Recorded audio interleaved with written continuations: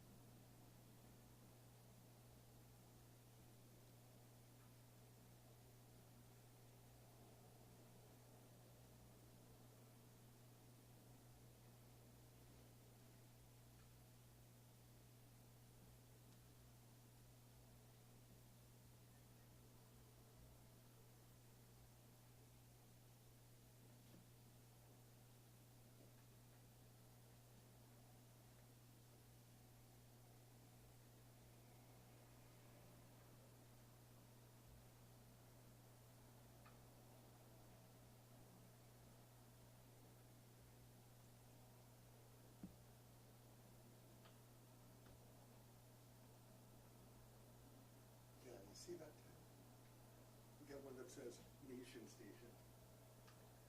Yeah. A little smaller though. That's more rectangular. Square.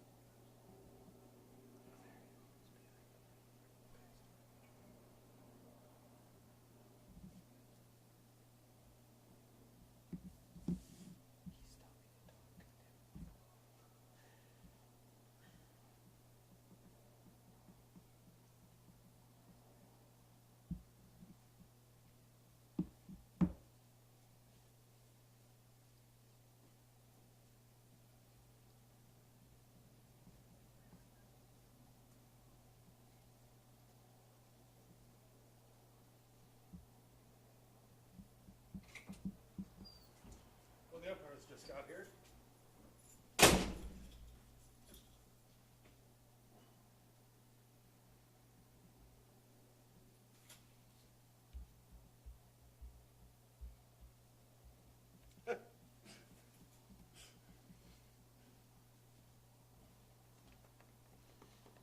Here comes Mike.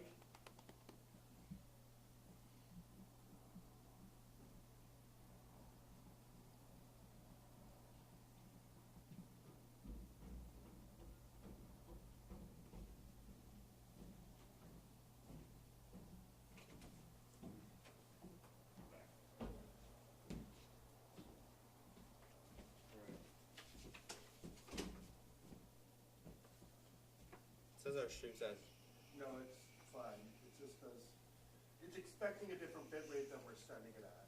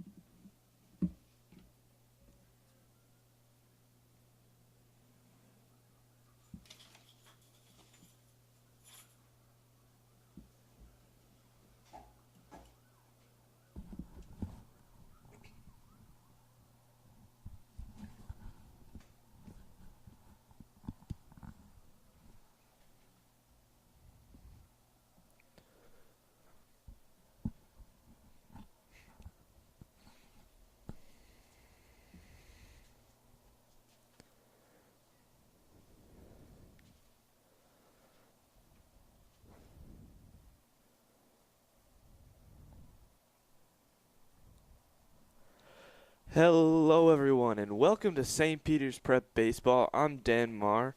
Mike Daly will be joining me momentarily, but for now, I'm going to read off the Ramapo High School lineups. Ramapo High School is in Caven Point today, taking on the St. Peter's Prep Marauders. And the lineups are, starting off the lineup, number 3, David Ring. Coming in at number 2, Casey Hunt. Third, finishing off the top 3, A.J. Wingfield. Number 4, John Woolley. Coming in at number 5, Harrison Klein. 6, Matt Wingfield. Number 7, Nick Scalabrini. 8, Alec Ingenito. And finishing it off, David Brines. We should have a good one today. Ramapo is 5-0, and St. Peter's Prep is 9-1. The only loss they've had so far is in California on their little road trip during spring break. The game should start momentarily. Until then, I encourage you to stay tuned.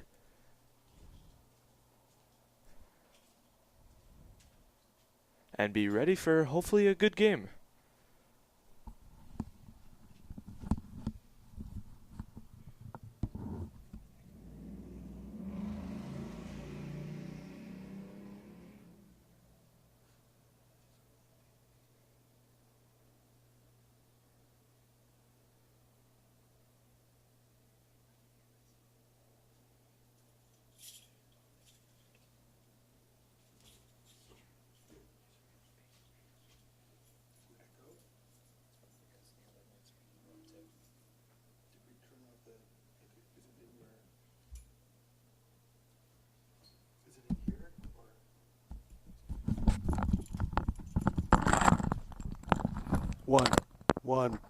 One. I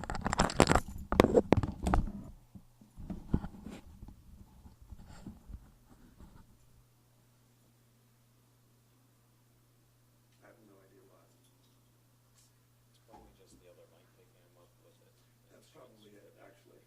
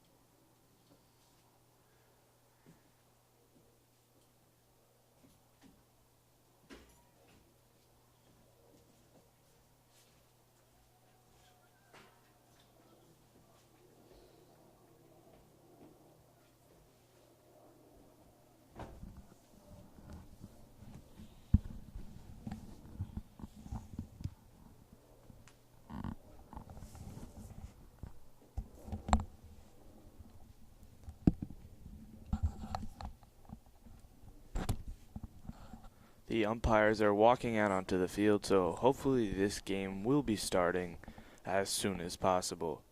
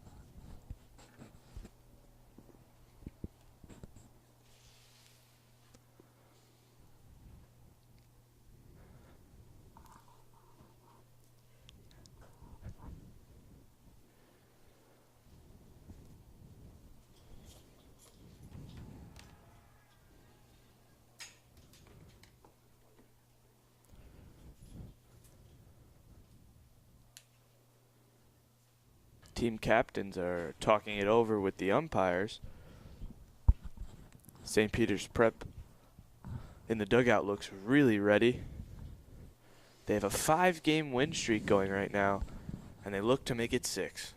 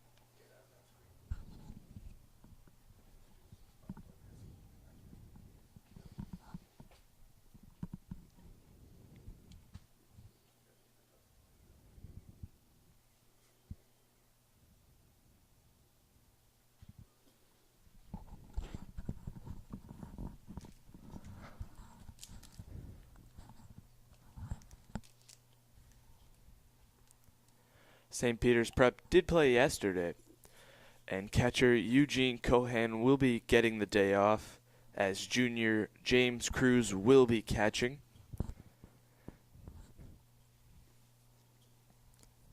In a tough game yesterday, St. Peter's Prep beat St. Joe's Montville 8-4 in a highly pitch contesting game. Jack Carey gave up a home run in the first inning, but they were able to bounce back. And per sources, I've heard that he hit a grand slam yesterday, which was a huge factor in them coming out with the victory. They only did get 5 hits, though, so they're looking to get a lot more in this game. Last time we were here at Caven Point, St. Peter's Prep beat the North Bergen Bruins 10-6.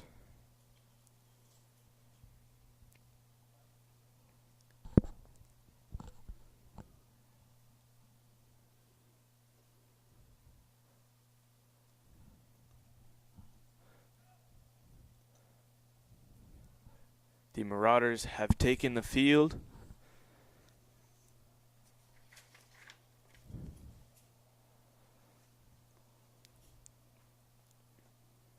John Curran steps on the mound, and the starting pitcher David Ring for Ramapo gets into the on-deck circle. He will be the starting pitcher today for Ramapo.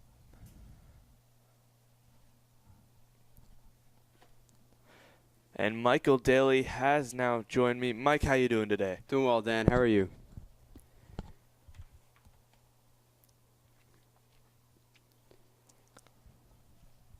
And Dan, as you mentioned earlier in the open, also nice job of getting things set here with the little pregame show. Thank you. I try. And as you mentioned earlier, the Marauders, they're off to a hot 8-1 start to the season. They look to capitalize here with John Curran on the mound today, the senior from Cranford. He looks to get off to a good start, and he looks to get the Marauders to a 9-1 record. Yeah, the Marauders have really played well this season so far, and their goal is the state championship, not just the county championship. My apologies. I think a big factor in today's game is going to be catcher James Cruz. As I mentioned, Eugene Cohan will not be catching today, and Frank Vulu is still out with the arm injury that he got against El Barton in the preseason. James Cruz was not super confident if he was going to play this season. He decided to take the risk. He's in a big game right now, and I think his ability to catch will impact this game a lot. All right, here's David Ring coming up to the plate for Ramapo. Curran on the mound. The first pitch misses low, is actually in there for a strike. So John Curran starts this game off with a count 0-1. And we are ready here at Caven Point on a gorgeous Saturday afternoon in Jersey City, New Jersey. It really is a great day compared to the last game we had. The 0-1 to Ring is in there for a strike. No balls, 2 strikes here as David Ring finds himself in an early 0-2 hole.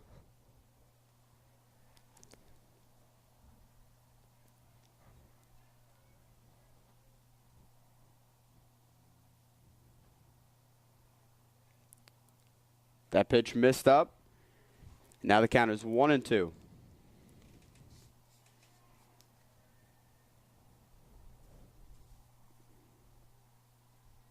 Curran deals. Grounded foul down the third baseline as David Ring is able to stay alive, keeping the count at 1-2. So far, Curran's been able to get to the ball to the outer right side, and Ring doesn't want to pull it. It's getting into the strike zone and immediately coming back out, making it hard for Ring to catch it.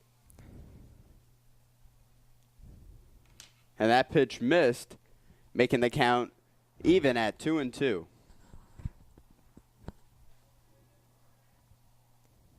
The 2-2 from John Curran. Breaking ball misses low, and the count is full.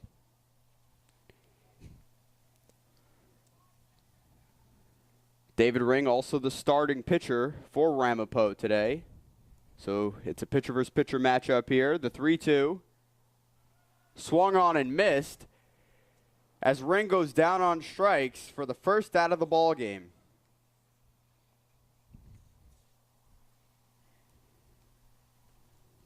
That's exactly the type of start you want from your starting pitcher for St. Peter's.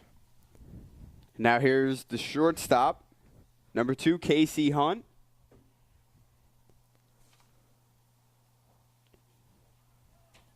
And Hunt did offer at that breaking ball pitch, and the count is 0-1 to the shortstop from Ramapo.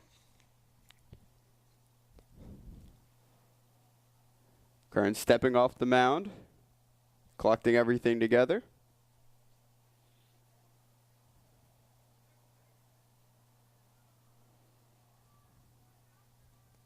Here's the pitch. Slider misses away. Count is 1-1.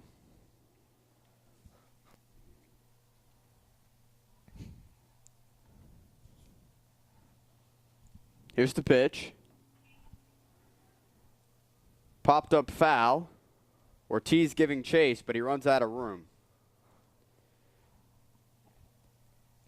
The count now is 1-2.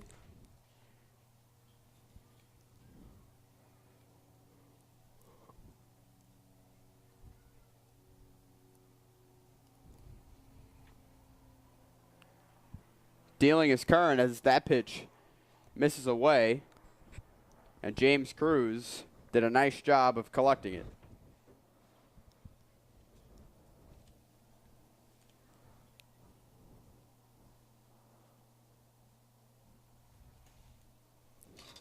As Hunt will get on base with a walk. A solid at-bat there for the starting shortstop. And now is A.J. Wingfield, one half of the Wingfield brothers, as he comes up to plate with Casey Hunt on first base.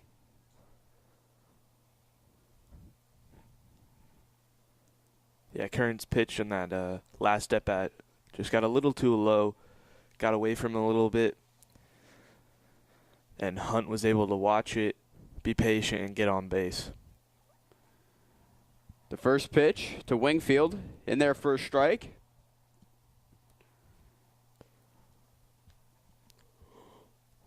Hunt, their man on first. He takes off.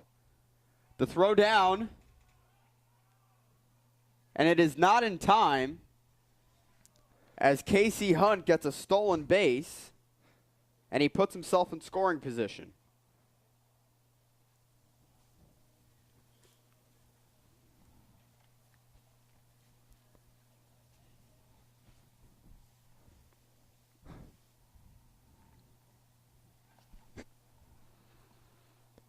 One ball, one strike to A.J. Wingfield. The pitch misses low and away as Curran falls behind in the count, 2-1.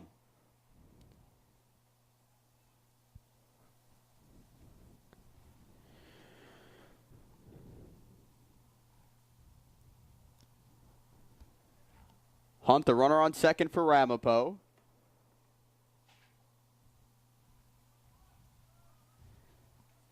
And that pitch missed. And the count is now 3 balls, 1 strike to A.J. Wingfield, the third baseman, as he looks to drive in Casey Hunt here. Here's the pitch. As it gets into right field down the line, coming in to score is Hunt. And A.J. Wingfield will round second with a 1-out double. And now Ramapo leads the Marauders 1-0 here in the top of the first. Yeah, Mike, that ball just got right over Dornio's head. At first, I could have sworn he caught it. Next thing you know, it was behind him. Goes all the way down to the 335 foul post marker. And now it's 1-0 Ramapo. I'm sorry. So here's the catcher, John Woolley. The pitch to him. And he looks at the first pitch. And the count is 0-1.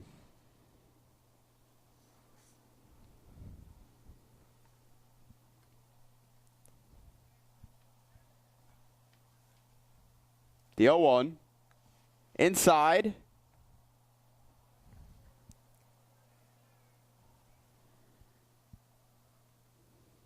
Mike, Ramapo is no team to take lightly.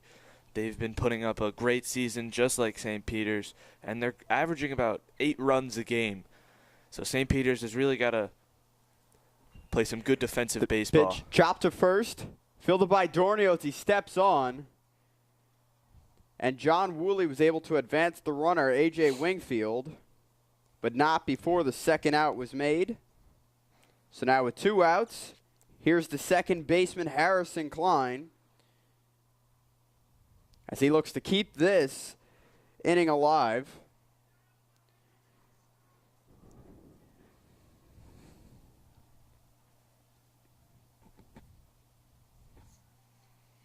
The pitch to Klein.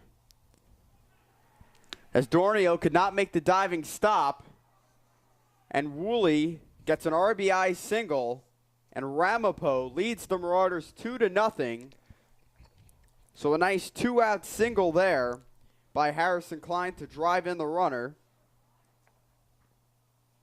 And he is in business with Matt Wingfield, the first baseman. His brother just scored as he comes to the plate. Mike, another pitch right in Dornio's direction. The diving play just wasn't good enough. Lined in the left.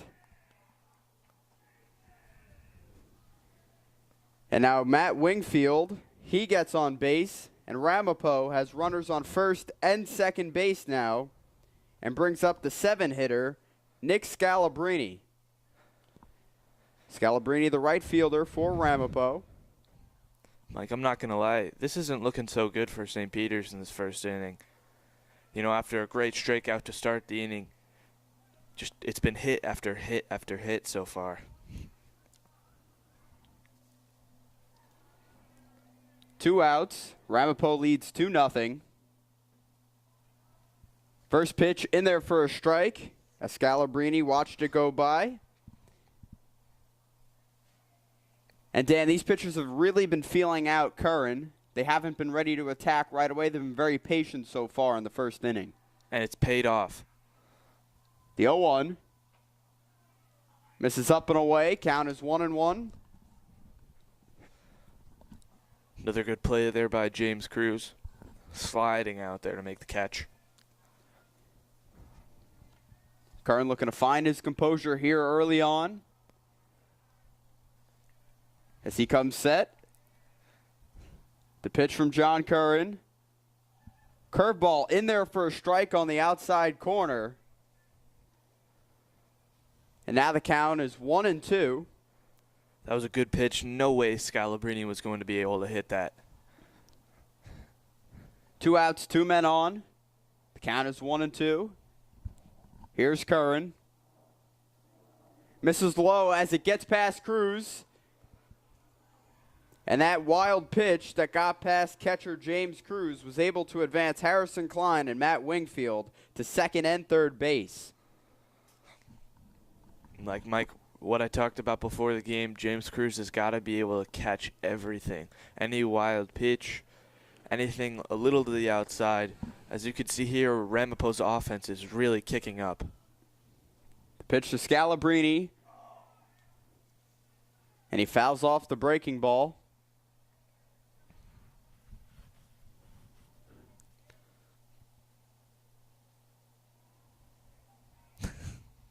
Curran's still working here. 2 balls, 2 strikes. Curran deals. Swung on and missed for the final out of the inning. And John Curran is able to get out of the inning for Prep, but not before Ramapo is able to get 2 runs onto the scoreboard, leading the Marauders 2-0 here. And now Prep will come to the plate looking to even the score.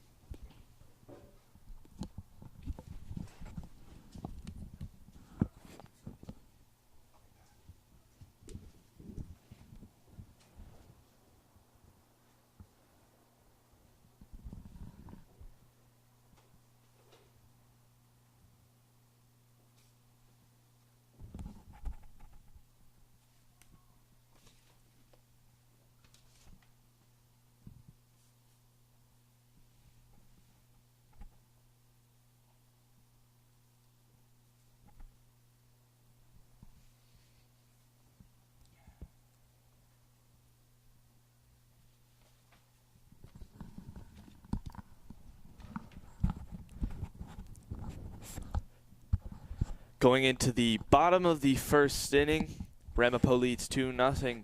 And my good partner here, Michael Daly, is going to read off the St. Peter's Prep starting lineup. So leading off for the Marauders at shortstop, Kyle Hess. Batting second, Jack Carey, as he will be the DH for the day. Batting in the 3-hole, the first baseman Ryan Dornio. In right field, number 4, Corel Cattle. Out in left field, Jeremiah Guzman batting 5th. Batting 6th is the third baseman Raymond Ortiz Jr. Batting 7th and playing second is Thomas Ganaway. Dom Maleo out in center field, batting 8th. And rounding out the order, behind the plate is James Cruz. And obviously on the mound for Prep is John Curran. Pitching for Ramapo is David Ring, as we saw him in the last half of the inning.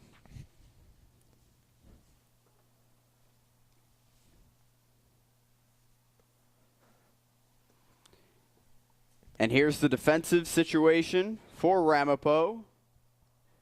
Pitching for them is David Ring. Behind the plate is John Woolley. Playing first, Matt Wingfield. His brother AJ is playing third. Casey Hunt playing shortstop. At second, Harrison Klein. Out in center is David Burns. Right is Nick Scalabrini. And in left field, Alec Ingenito. Mike, David Ring struck out in the first inning as the very first hitter, and he's looking to do the same thing here to Kyle Hess. So here's Kyle Hess, as you just mentioned, Dan.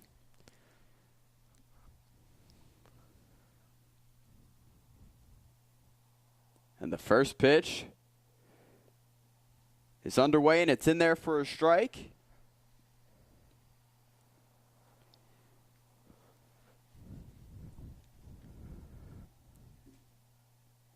The 0-1 from Ring. Fastball misses low. Count is even at 1. Mike, if you look to the right side of the field in the St. Peter's Prep dugout, it's packed in there. On the ground to second. Fielded by Klein. The throw over to first is in time for the out.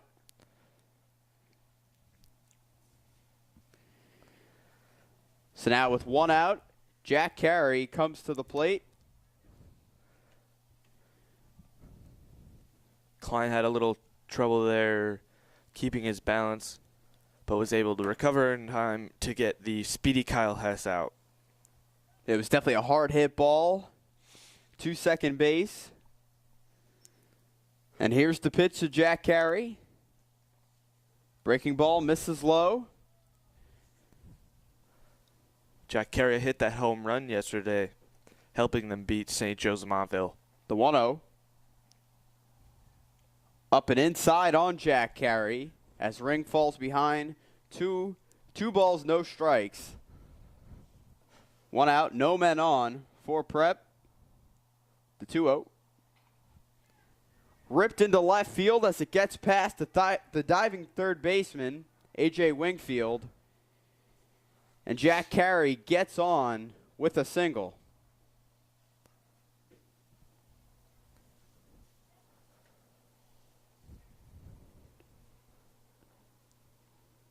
Mike, as you mentioned, just like it happened to Dornio in the top of the first, Wingfield went to the diving catch. Just wasn't there in time. Carey taking his lead off first. Ring looking over. He's really been hitting well, Mike. Here's Ryan Dornio. And the pitch to Ryan Dornio is in there for a strike.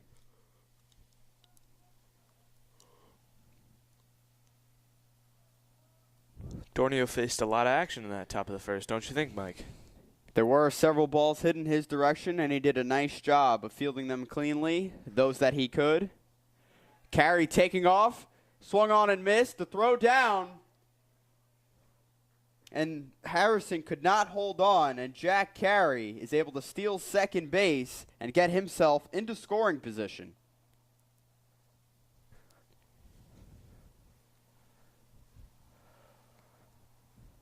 Mike, we talked about this last time. Instant replay, a great feature in baseball and all other professional sports. If we had instant replay, you would see that if the second baseman was able to hold on to the ball, that would have easily been an out.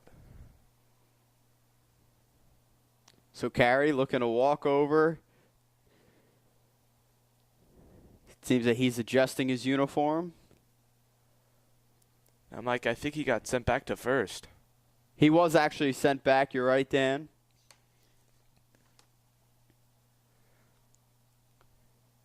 So we're not sure exactly what that is about. But like I was saying, Mike, shortstop Casey Hunt had the play right there. They check up on first. He had the out on Jack Carey. Was not able to hold on to the ball. Man, I can't talk today. It's all right, Dan. So Jack Carey is sent back to first base. He wasn't changing his uniform. Up the middle. And the nice double play there is made by Casey Hunt to end the inning. And as we head into the second inning, Ramapo leads Prep 2-0.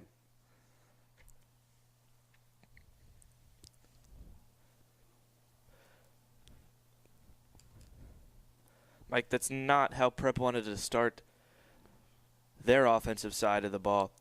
Again, if you look at the statistics, they've actually changed since the last time we've been here. The 6th inning used to be the best inning, but judging by statistics now, it was the first. And not getting any outs or any runs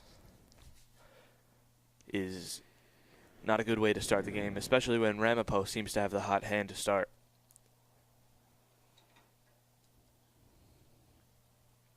And Mike, another thing that I've noticed, Ring was able to only throw 9 pitches in that first inning compared to Curran's 27.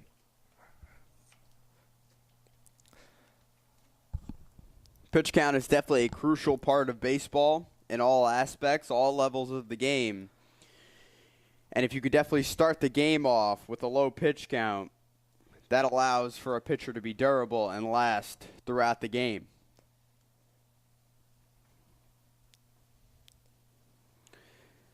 So as we enter into the top of the second, Alec Ingenito, the left fielder for Ramapo, will lead off as he is the number 8 hitter. John Curran coming back out onto the mound.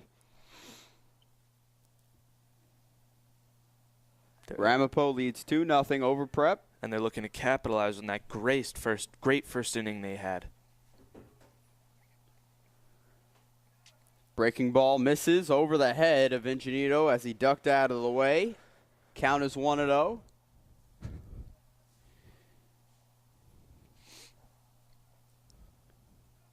The 1-0 popped up right side of the infield.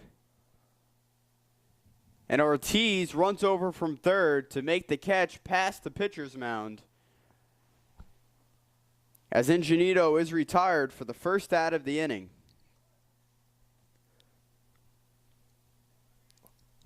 That's what you want to see right there. Curran only threw 2 pitches. And here's the number 9 hitter, David Burns, as the first pitch to the center fielder misses on the outside. 1 ball, no strikes. And here's the pitch. Right down Main Street, as Burns did not commit. He thought about it, but he took that pitch for a strike, and the count is even at 1.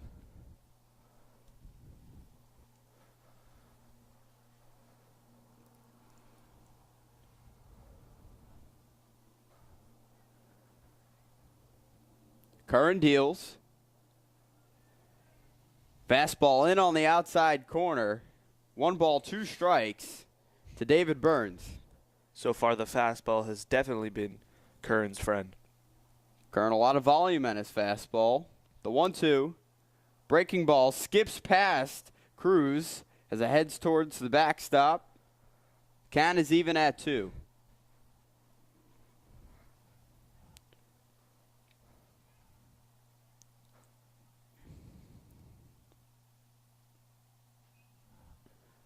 Popped up. Circling underneath is Cruz as he makes the grab for the second out of the inning as David Burns goes down. And out to the top of the order is David Ring, the pitcher that we just saw last inning. David Ring struck out in the first inning, but on the other side of the ball, he pitched really well. Curran heading towards the second time around in this lineup. And that first pitch misses low as Cruz had to stop it. So 2 outs here as the leadoff hitter, David Ring, is up. Swung on and missed at that fastball, and now the count is 2-1.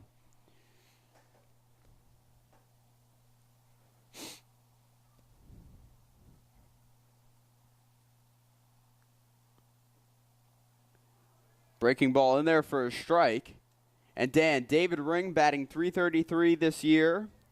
He's one of the best hitters on this lineup for Ramapo as he looks to keep this inning alive for his squad. Here's the pitch. And Curran rings up Ring, no pun intended there, 3 up, 3 down. And now the Marauders will come to the plate, as we'll catch you on the other side of this inning. And the Marauders trail Ramapo High School 2-0. Mike, last time we were up here, Zach Oswald was the pitcher against North Bergen. He had a rough first inning, but he came back and played a phenomenal next 4 innings. And it looks like John Kern might be doing the same thing. Rough first inning, but gets a 1-2-3 inning right there for St. Peter's to bring that supposedly very good offense back on the field. And he didn't throw that many pitches.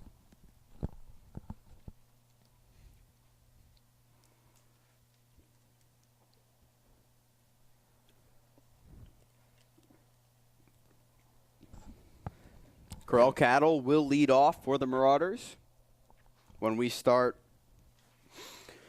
the second inning.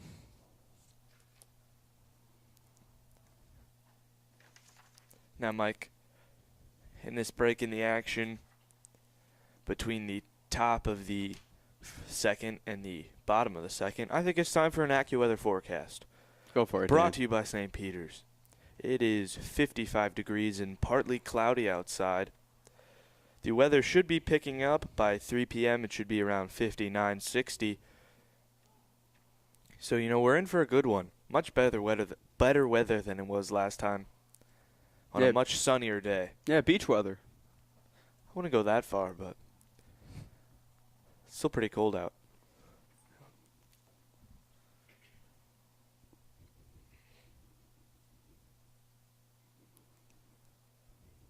So here's Corral Cattle as he leaves the on-deck circle and heads into the batter's box to start us off in the bottom of the second.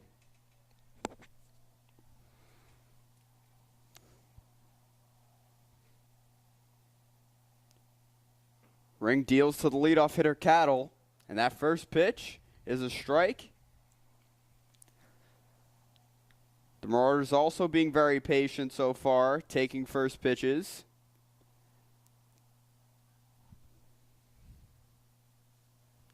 Cattle showed a bunt there, and he offered at it.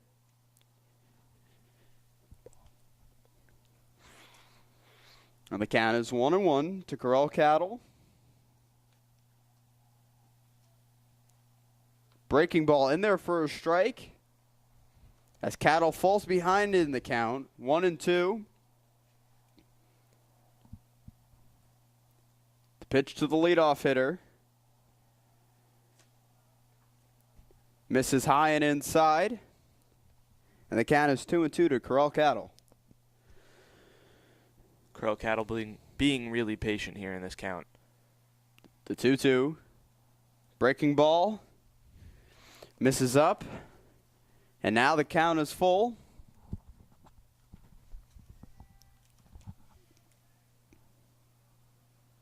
Full count to Cattle.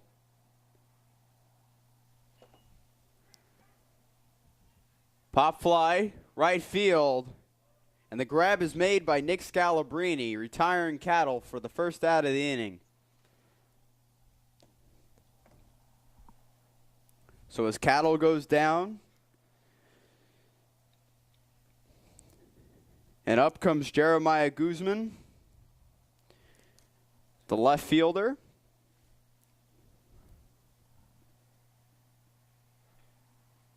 This is Guzman's second year on Prep's varsity level, his third year in the program overall as he is a junior. And he's definitely a key component to this offense. Big time hitter. As he looks to get on base here, the first pitch of the at-bat to Guzman, registered for a strike.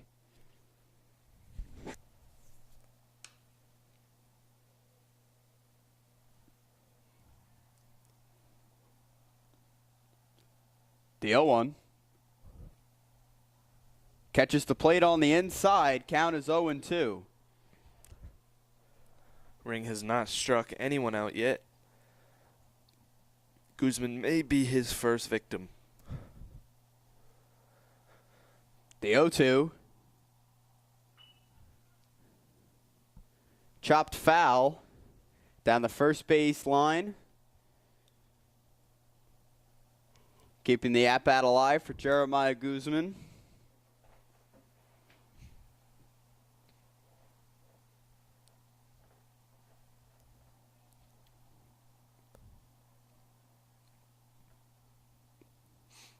The 0-2 misses in the dirt. Keeping the at-bat alive for Jeremiah Guzman once again. Now it's 1 ball, 2 strikes to the junior left fielder. Pitch is on the way. Swung on and missed as Ring gets Guzman to go down swinging for the second out of the inning. Told you, Mike. First victim.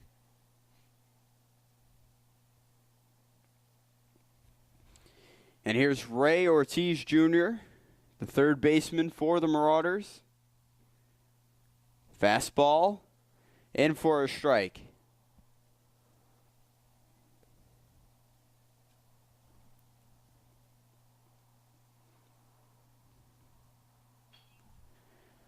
On the ground to short, fielded. The throw over to first is in time. And 3 up, 3 down for this Ramapo defense. And as we head into the top of the third, the Marauders trail 2-0.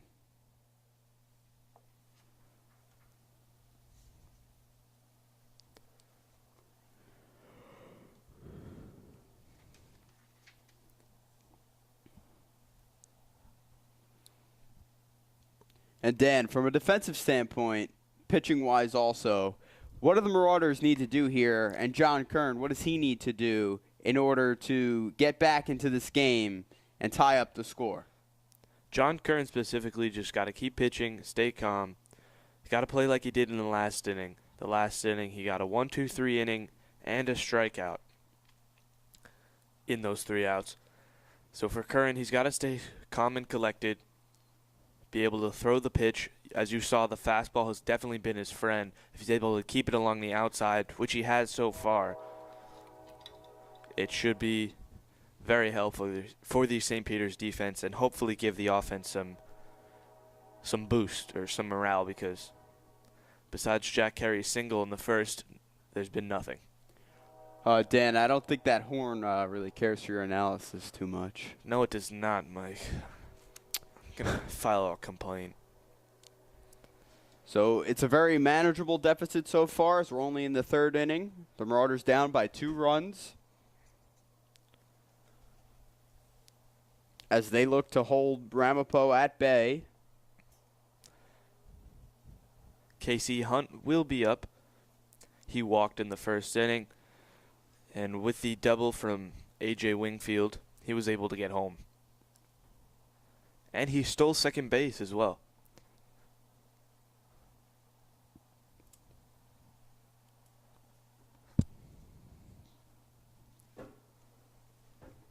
So as we start the third inning, Casey Hunt, the shortstop, will lead off for Ramapo.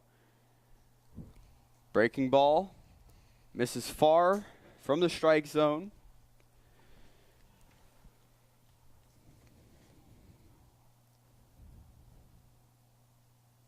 The 1-0 to Hunt. Popped up. Left side. Ortiz can't make the grab.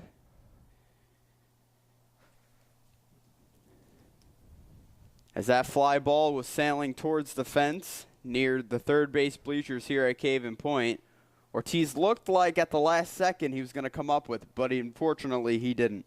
Yeah, he was very close to the fence there, Mike. Kind of pulled back. Didn't want to run into the fence. Here's the pitch. Fly ball into shallow right.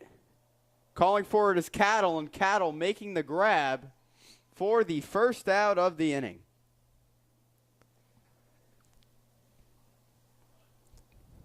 I know it's only the third, Mike, but Curtin has just hit the 40 mark. Do you start warming someone up or not? Well, there is someone warming up in the bullpen for the Marauders. A.J. Wingfield comes to the plate for Ramapo. Pitch inside at the knees as it misses. Count is 1-0.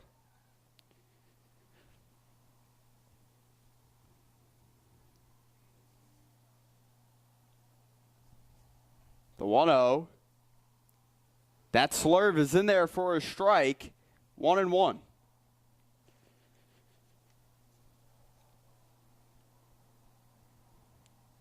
The 1-1. On the ground as it escapes the infield and gets into left field. And Wingfield gets on with a single.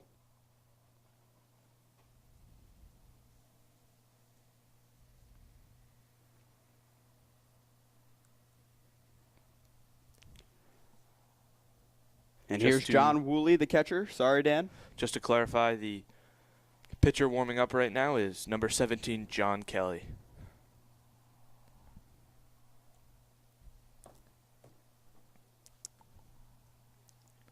That first pitch, called a strike to John Woolley, the catcher for Ramapo. Runner on first with one out here in the top of the third. As it was fouled back, Wingfield looking to take off there, but he fell, which resulted in him staying put at first base, but it didn't matter much as Woolley fouled it off into the soccer field behind the backstop. This is a fast Ramapo team, Mike. Most of their players are able to steal. Wingfield, not a huge lead off first base, but he definitely has a great deal of speed to make up for not a huge secondary lead.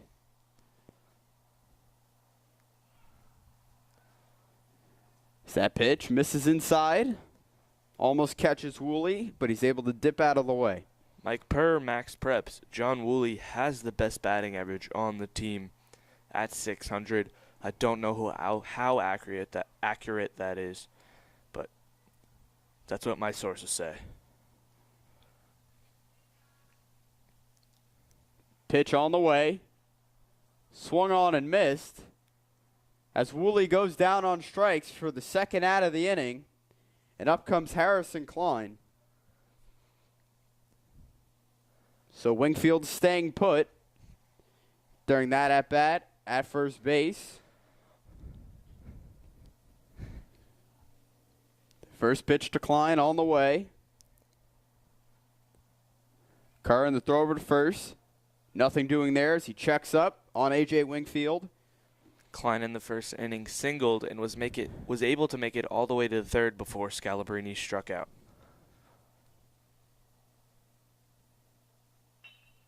On the ground to second. The toss over by Ganaway for the third out of the inning. As Ganaway flipped it over to Kyle Hess to retire the side. And the Marauders looking to get on the scoreboard here in the bottom of the third. As Ramapo leads Prep 2-0.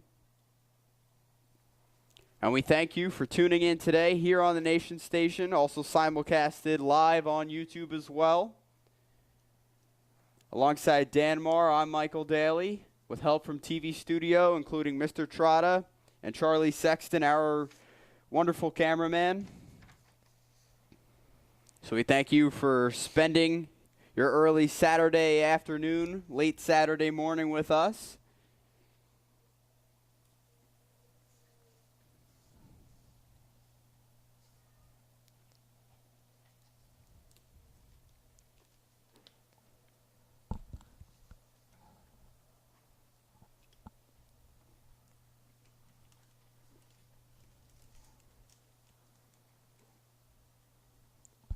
David Ring still on the mound for Ramapo.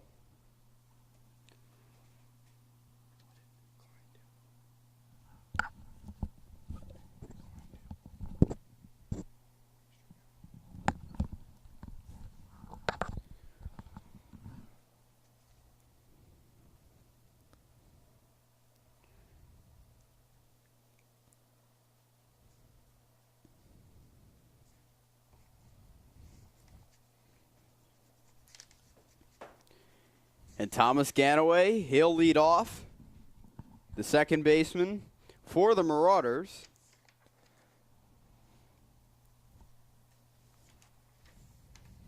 The first pitch of the bottom of the third is underway. Taken into right field as it gets past the right fielder Scalabrini. Racing for a triple is Ganaway as he gets on to third base with a stand-up triple to lead off the inning for the Marauders. And that's exactly what the doctor ordered for Prep, Dan. Yes, it is, Mike. That was a huge play to start the bottom of the third inning. Right over the first baseman's head, right over the right fielder's head, all the way into the corner. And the right fielder, Scalabrini, slipped up in the corner over there, giving Thomas Ganaway the time to not only get into third, but get there standing up. And the pitch to Maleo misses on the outside. Starting off this count, 1-0. So a leadoff triple there for Tom Ganaway. And that pitch is blocked in the dirt by catcher John Woolley. When the pitch was in the dirt, you could see Dom Maleo telling Tom Ganaway at third to stay put. Ganaway looking to get into home for the first run for St. Peter's. On the ground to second. The throw over to first is in time for the out, and Tom Ganaway comes around to score. And the Marauders get on the board as they trail 2-1 here in the bottom of the third.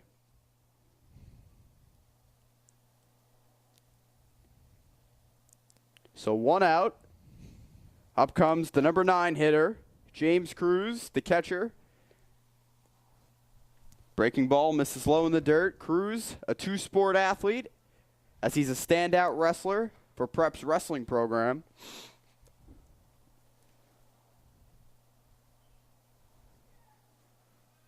Fouled back.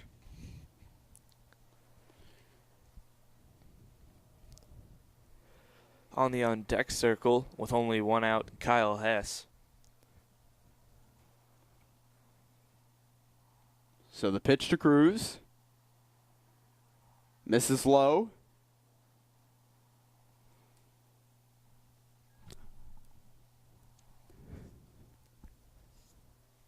One out, no men on for James Cruz.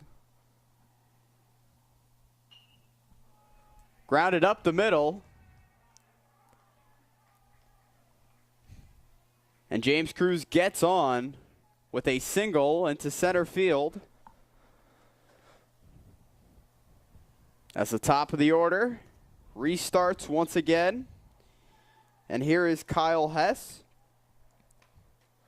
Like the Marauders have come alive here in the third inning. You can hear it from the dugout all the way up here. They're hyped up. Their defense is starting to get back into what looks like a really good defense, to say the least. And if Kyle Hess can do something here, it could be huge. Here's left-handed hitter Kyle Hess. Another two-sport athlete. Cruz staying put at first base as that first pitch to Kyle Hess misses as it's a ball. The wind has picked up here a little bit. That could be affecting Ring's pitches. Chop fouled to the on-deck circle. A nice stop there by Jack Carey. Doing it all there.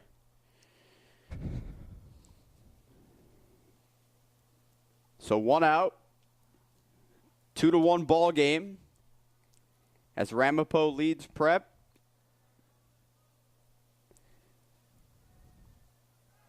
Throw back over to first. And Matt Wingfield had to jump up to prevent that ball from getting away.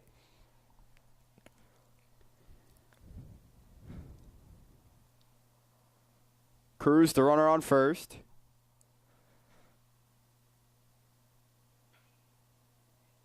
On the ground to first And the out is made there. Nice play by Matt Wingfield. Able to stop the ball. He looked to throw the ball to second base, but was not able to. But he went with the sure out at first base for the second out of the inning. And here is Jack Carey.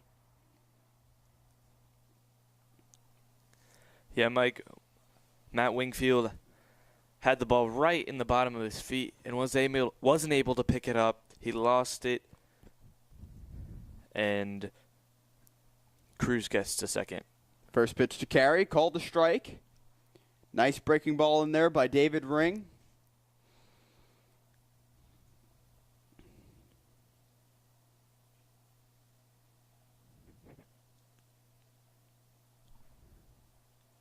That pitch nearly hits Jack Carey. Count is 1-1.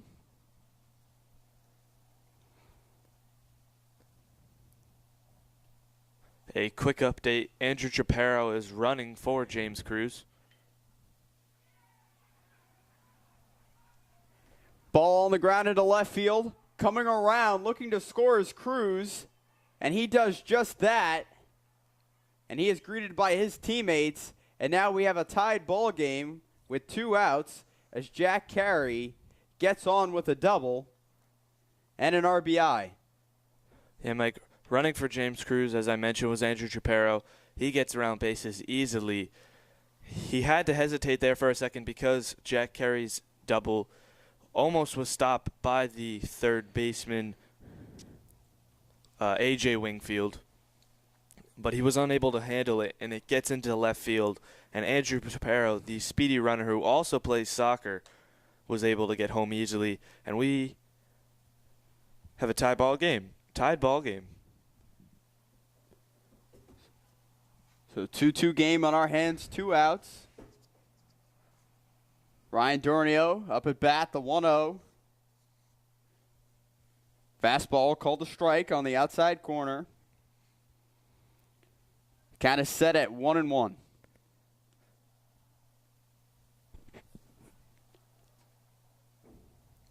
Dornio, Lafayette baseball commit. The turnaround throw back to second, checking in on Jack Carey, not in time.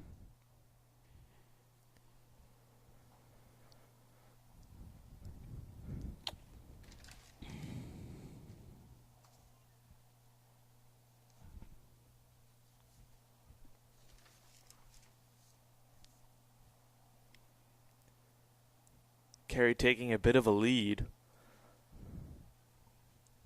Breaking ball to Ryan Dornio, called a strike.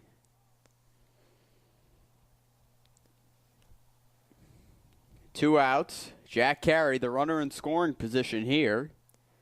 Dornio in the first hit a ground out that was turned into a double play. Chopped slowly to first as Matt Wingfield fields it cleanly and just steps on first for the final out of the inning, but not before the Marauders are able to get 2 runs onto the scoreboard, tying this game up. That's exactly what the Marauders needed in the third inning. Just like last time, Michael Daly is going to leave me, so I'm going to improvise. But yeah, that's exactly what the Marauders needed in that third inning. It all started with Thomas Ganaway's triple. Dom Maleo hit a ground-out RBI, bringing Ganaway home. James Cruz hit a single. Andrew Chaparro came on for him. Andrew Chaparro, another junior, very fast, as I mentioned earlier, 2-sport athlete. He ran for James Cruz. He was able to get all the way around from Jack Carey's double. Before that, Kyle Hess grounded out. And then Ryan Dornio grounded out to finish off the inning. But St. Peter's Prep was able to get 2 runs on the board, and we've got a tied ball game on our hands, and what should be a good one. Curran is starting to pitch really well. And as I mentioned earlier, with Curran's thrown about 49, almost 50 pitches. And we mentioned how well Ring did in the first inning, only throwing about 9 or 10. He's now up to 39. So a huge inning there for St. Peter's. And Ramapo may need to think about warming someone up.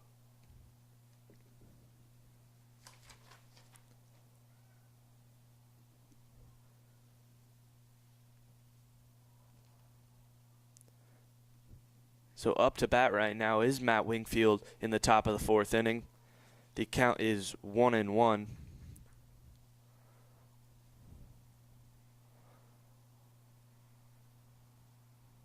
Curran's pitch.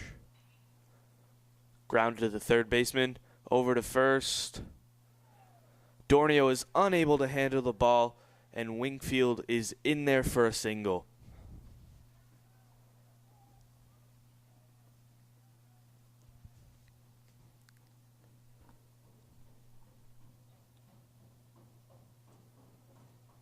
Actually, my apologies. I believe it appears Wingfield is... Honestly, I'm not completely sure. He has stepped away from first base. I think someone may be running for him.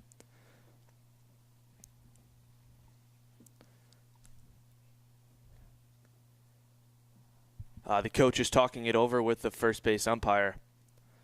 He's probably not too happy, as the throw from third base Ray Ortiz Jr. was in time to Ryan Dornio. Ryan Dornio was not able to hold on to the ball, usually resulting in a single. But he was called out at first base, and they're going to call him out anyway. They say Ryan Dornio had control of the ball for long enough, and that will be the first out of the inning.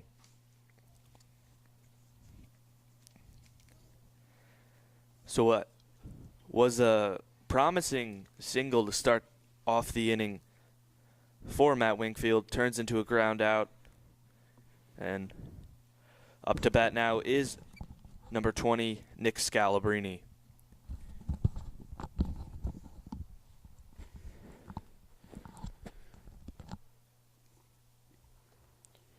Nick Scalabrini in the first inning struck out to finish off the first inning. He's going to talk with the third base coach. And Mike, you're back. Yes, I just had a emergency visit to the facilities here at Caven Point, but I am back. It's good to hear. It's hard to do a game by yourself.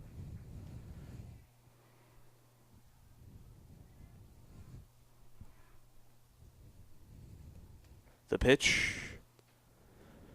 Grounded to second. Ganaway the throw to first. Is in there to Ryan Dornio in time for the second out of the inning.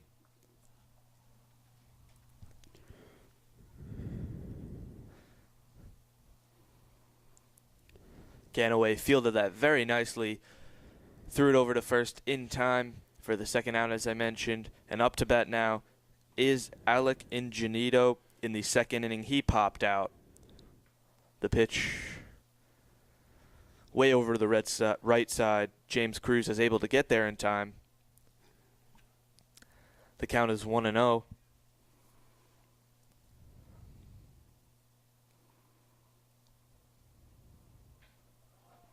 Hit far, left side of the field. The catch is made by Carell for a 1-2-3 inning. St. Peter's Prep comes away with no runs given up. Curran only gave up about 8 pitches or so, and they'll come back up on the offensive side of the ball in the bottom of the 4th.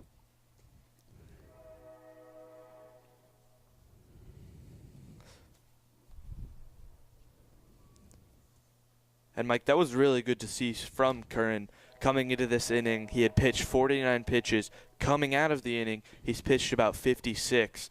So that was a huge inning for him. I don't know if they're going to play him in the 5th inning, but still a great game for him after a rough first inning. And let's see if David Ring can bounce back from that rough 3rd inning of his own. Yeah, absolutely, Dan. So John Curran, he he did what he had to do as a pitcher. He had the ball be put in play, and he trusted his fielders. And they did a very nice job of securing the balls when hit on the ground and in the air, of getting the job done, and no damage in the top of the fourth. And Mike, the score isn't just even. They both have 4 hits as well. So this really has been a good one.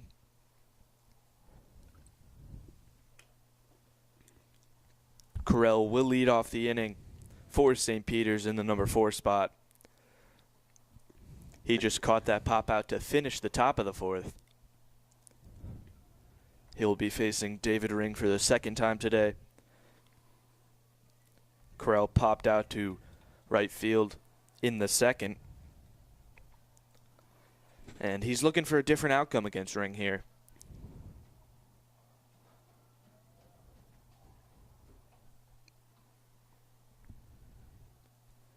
So, Dan, thank you for taking over last half inning as I used the restroom.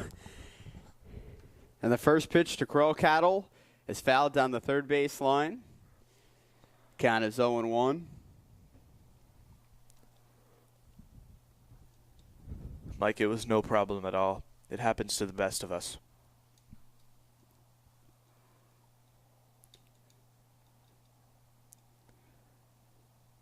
So the 0-1 from Ring. Misses low in the dirt. Nice scoop stop there by John Woolley. Count is 1-1. 1 ball, 1 strikes to Correll Cattle. Breaking ball. Registered in the zone as a strike. And the count is 1-2.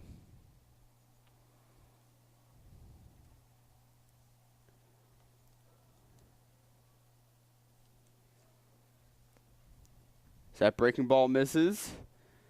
Cattle being very patient so far in this at-bat.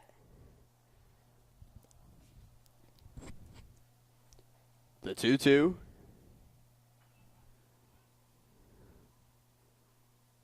Line foul. The count remains 2 balls, 2 strikes.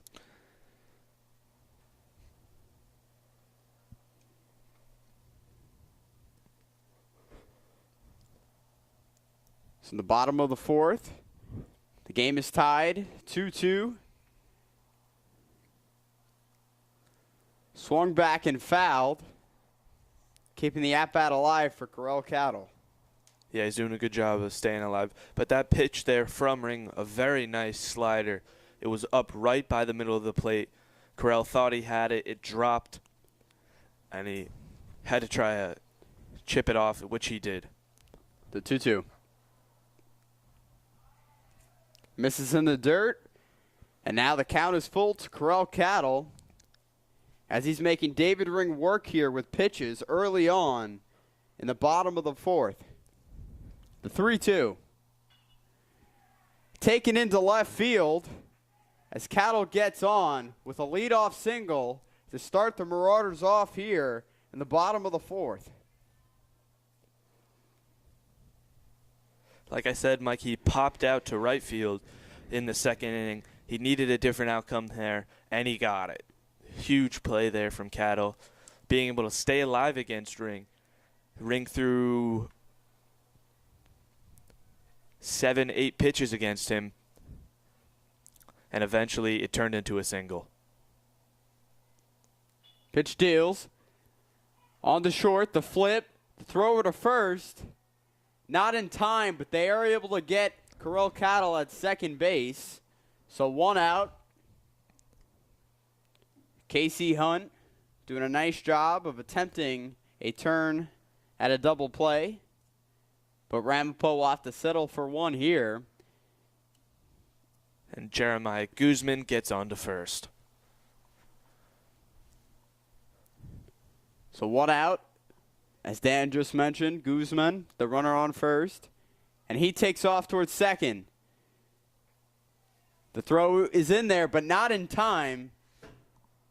As Guzman slides safely into second for a stolen base. Guzman sitting well over the 6-foot marker. A very fast runner, and you saw it there. Guzman, big lead off of second.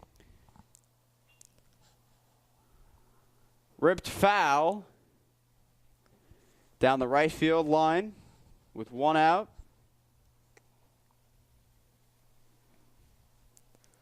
So here's Ray Ortiz. Ray Ortiz grounded out in the second. The 2-2. In there for a strike as Ray Ortiz goes down looking at that breaking ball for the second out of the inning. And up comes Tom Ganaway with a runner in scoring position and 2 outs. And Mike, in the third inning, Thomas Ganaway got it all started for St. Peter's. He hit the triple, was able to come home, and, you know, one thing led to another. It's a 2-2 game. That pitch inside, called for a strike. The count to Tom Ganaway is 0-1. Line foul towards the backstop. Count is 0-2. A very quick and defensive swing there by Tom Ganaway as he looks to drive in Jeremiah Guzman to potentially take the lead here in the bottom of the fourth.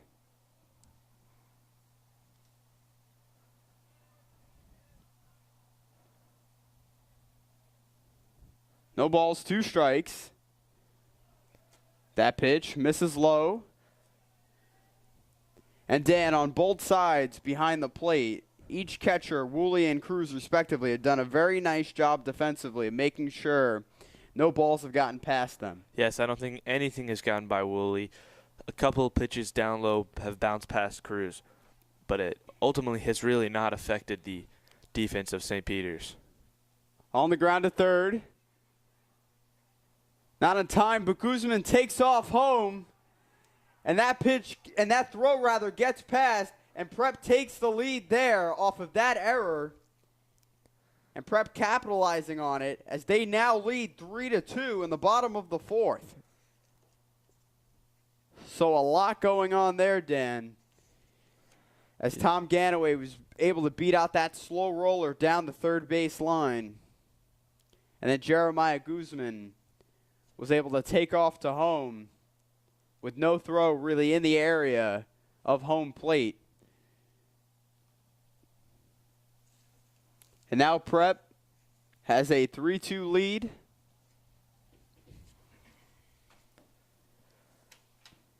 They're going to talk it over with Ring.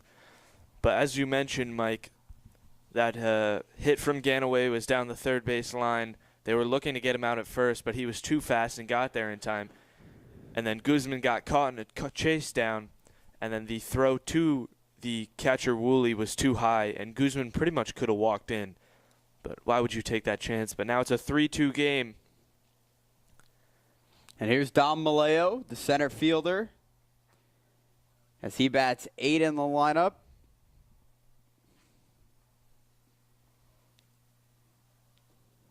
This is Dom's 3rd time in the order. Bottom of the fourth, Prep leads 3-2 with 2 outs.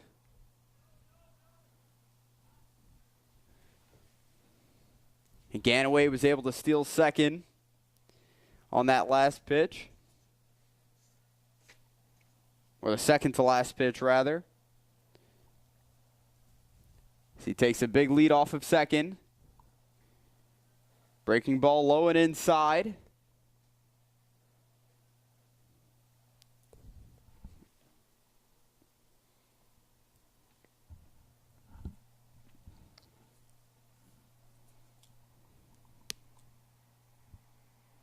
And the pitch to Maleo.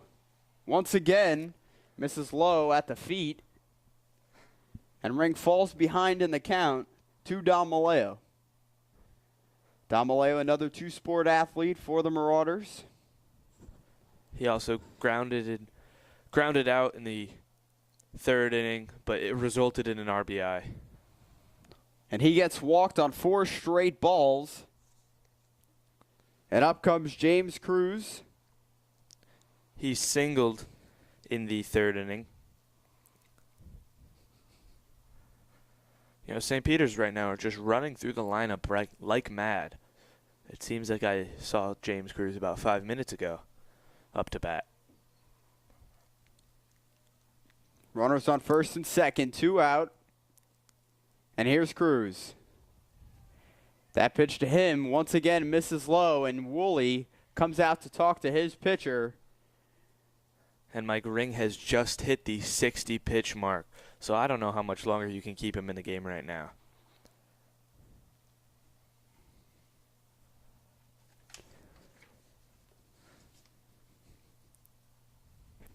So these last sequence of pitches for David Ring have resulted in missing the zone low and in. So he looks to shore up that problem. And he deals missing low once again. That pitch in the dirt blocked by John Woolley. Nice job of stopping there as the prep runners stay put at first and second base. Maleo, the runner on first. Tom Ganaway, the runner in scoring position, on second.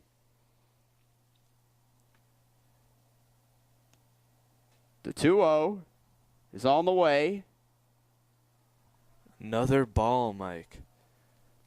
And Dan has that pitch missed up and in. Count is 3-0.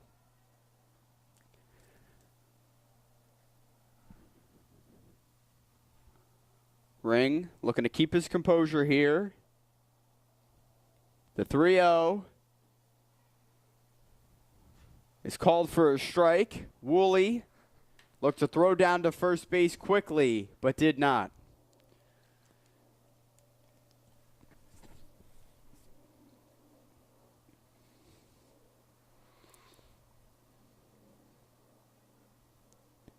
The 3-1 misses, and now Ring has walked the bases loaded. And up comes Kyle Hess, the leadoff hitter.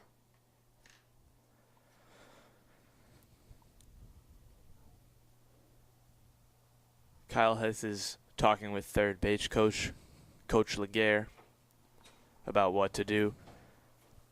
And Andrew Chiaparo has come on to pinch run for James Cruz. Chaparro, the junior, pinch run last inning for James Cruz. But, Mike, you know, you look back at that last at-bat for Cruz. I mean, he could have sat down, had a snack or something. Nothing was even close for him to hit besides the one strike. So the bases loaded here, or juiced, since you just mentioned a snack, Dan, getting me all hungry. A lot of speed on the base paths with 2 outs. Another ball. That's a very common occurrence right now. David Ring looking to survive this inning. The 1-0 misses low, and David Ring is having a tough time finding the strike zone.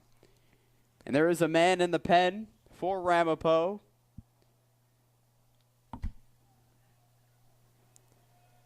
Bases loaded here. Here's the pitch. Grounded to second. Throw over the first. And that'll do it as Prep heads into the top of the 5th, leading Ramapo 3-2.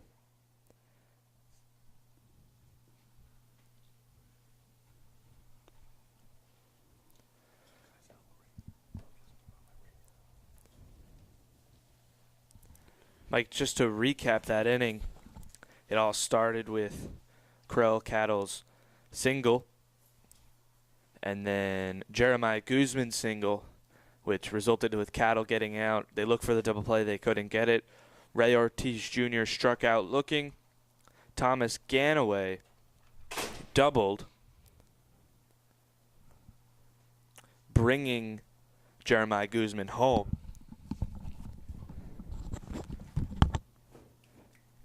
Ganaway got all the way to third base. Then Damaleo walked, James Cruz walked, and then Kyle Hess grounded out.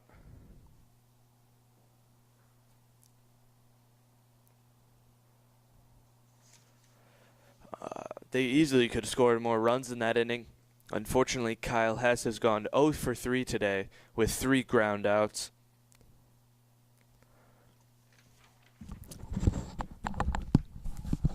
John Curran still on the mound for Prep.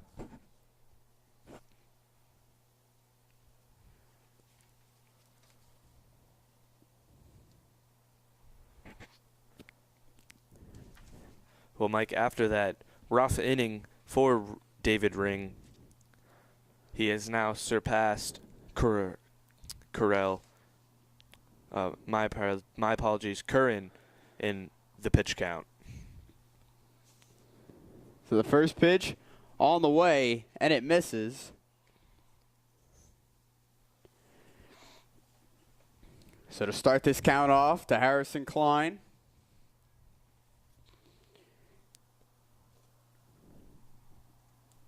The 1-0. Misses low, count is 2-0.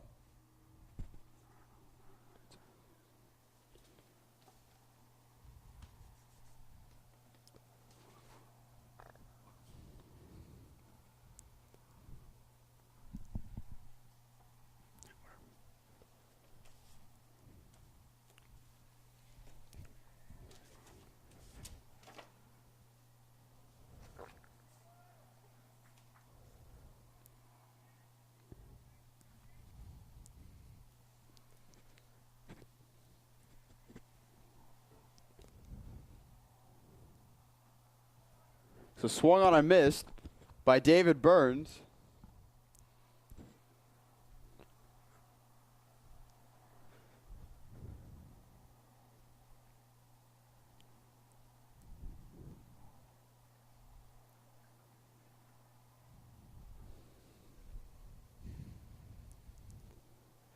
David Burns popped out in the second inning, and he's 0 for 1 so far.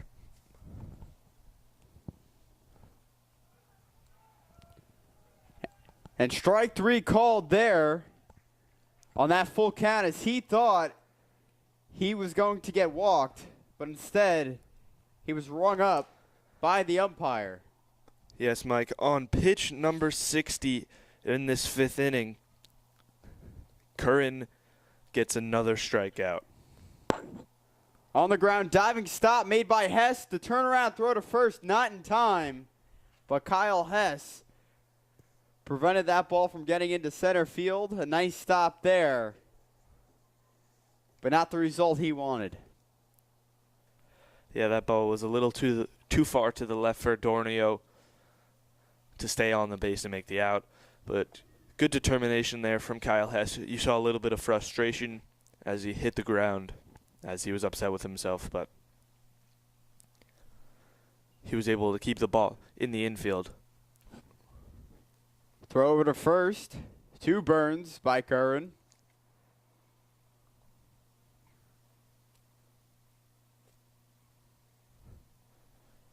Ring taking a small lead at first base. In the dirt. Gets past Cruz. As Ring finds his way to second base after taking advantage of that wild pitch in the dirt.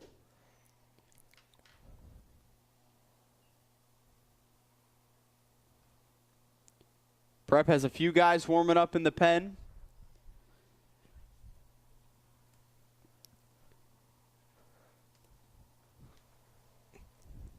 That low ball to Cruz just to the left side of him. Wasn't able to keep it in front of him. So fastball right down Main Street and not able to connect is David Ring. Or Casey Hunt, rather, not David Ring. David Ring is on second.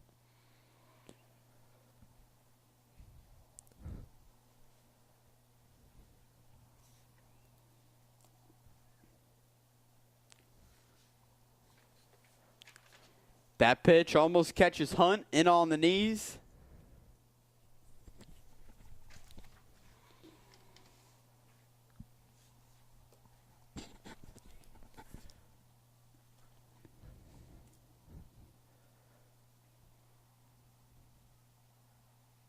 The pitch from Curran.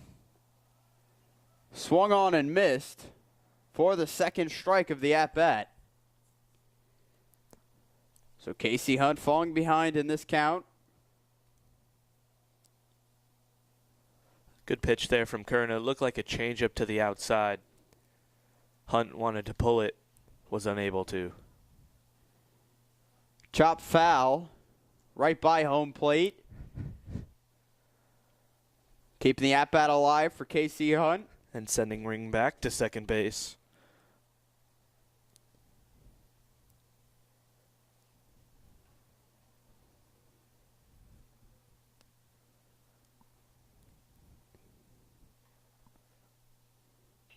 Here's the pitch, lined in the left. Cattle underneath, making the catch. And the out.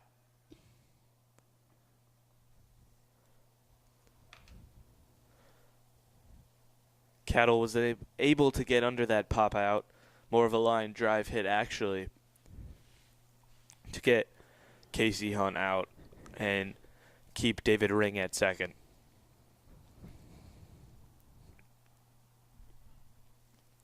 So 2 outs here in the top of the 5th. The pitch to A.J. Wingfield gets past James Cruz as Ring comes around to third base. And sorry, Dan, but John Curring struggling here. Yeah, everything's seems to be going into the dirt, and Cruz is not able to handle the ball. And you see Coach Laguerre coming out right now. This could be the end of Curran.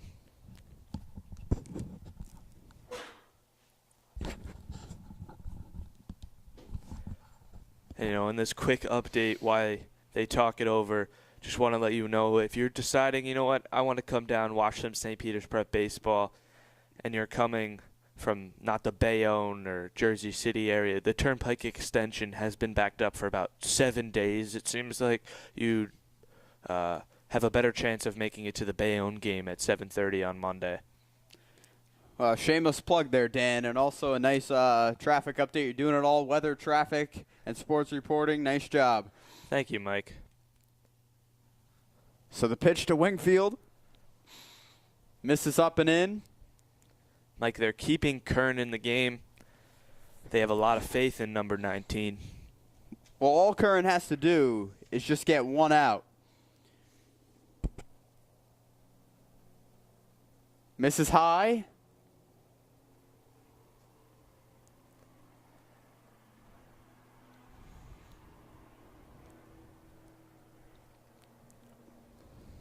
Kern sitting at 2 outs with David Ring on third base, looking to tie this game up.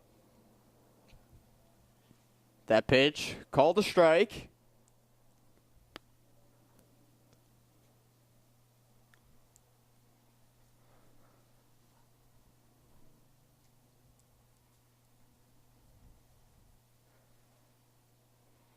Two outs, runner on third. Popped up. Right side of the infield. Jornia running out of room. As that foul ball went behind his home dugout. And keeping the at-bat alive for Wingfield. Wingfield has definitely been able to keep this at-bat alive, like you said. Another pop-up. But he by far has been the best hitter on the Ramapo team. In the first inning, he doubled, which converted some runs, and he was able to get home. And in the third, he singled. So he's 2 for 2 so far, and has been up to bat for quite a while right now.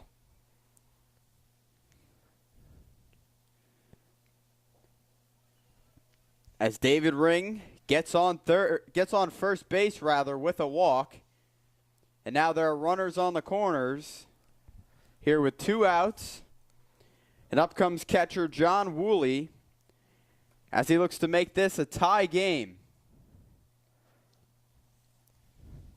The patience from Wingfield paid off there. He wasn't able to get a big hit like he did at his last 2 at-bats, but he's able to get on first and keep the inning alive. So Curran has pitched 4 2/3 so far. Fly ball. And as it Enters foul down the first base line. Count is 0-1.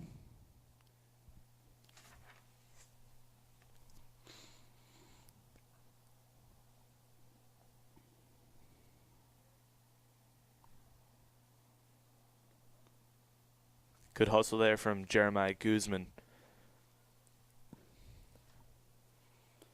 That pitch misses up and in. Count is 1-1 here.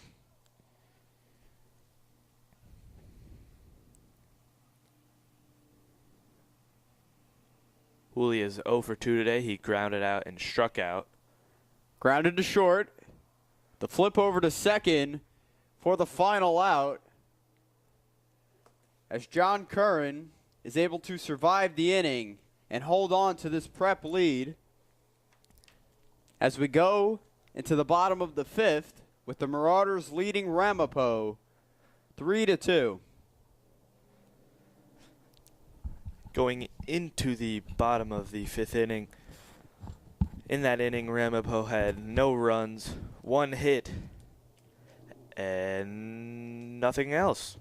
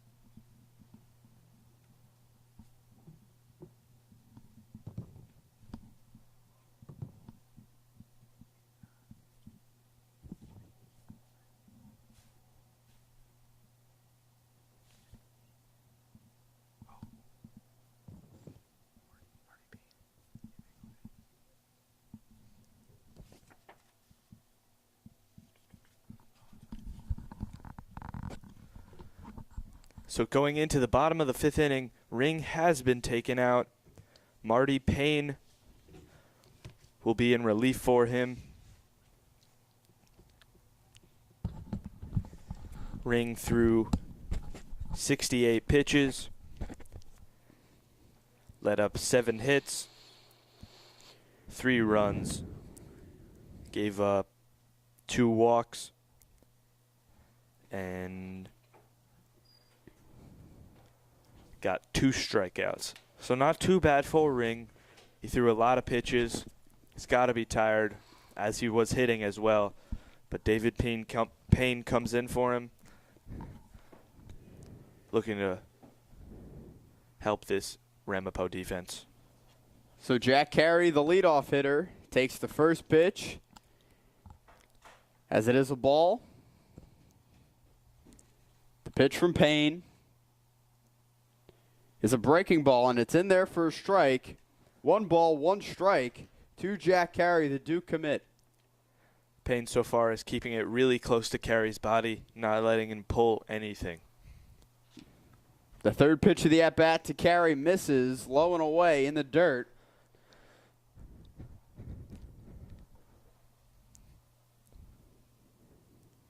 The 2-1. Check swing, and Jack Carey did go. And now the count is even at 2 balls, 2 strikes.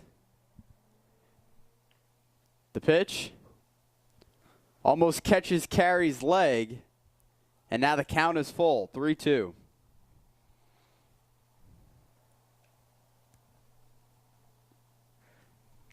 Full count to the leadoff hitter, Jack Carey. And he starts this inning off with a leadoff walk. And up comes Ryan Dornio, senior first baseman. Dornio will also play Division I baseball at Lafayette College in Pennsylvania. Dornio, a great player. Hits that one hard. High fly ball, right field.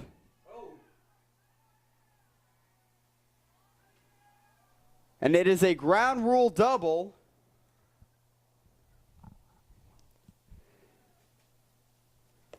So St. Peter's Prep getting off to a hot start here in the bottom of the fifth. Ryan Dornio getting on to second with a ground rule double. Jack Carey moves to third. And that was a huge hit for Ryan Dornio. And wait.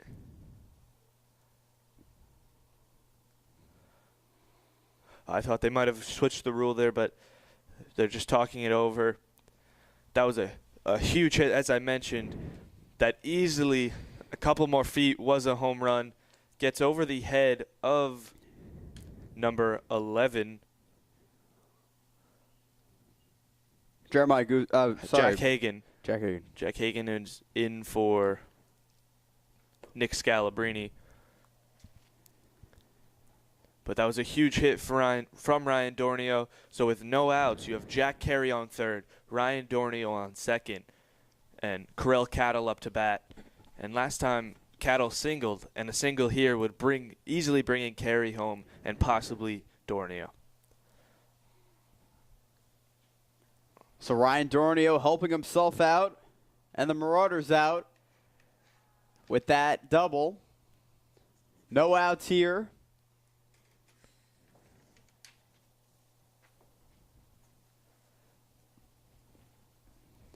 So quick meeting at the mound with Payne and Woolley. Yeah, Mike, Payne has only thrown 8 pitches, but, you know, the strike zone seems to be invisible for him. It's really not there. So the pitch to Cattle. Called a strike. Now, speak of the devil. Finally gets one. Good for him.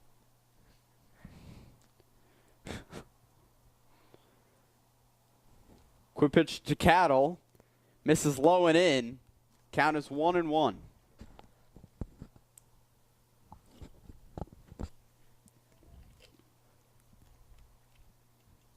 Dornio taking commanding lead. Chop back foul towards the on-deck circle.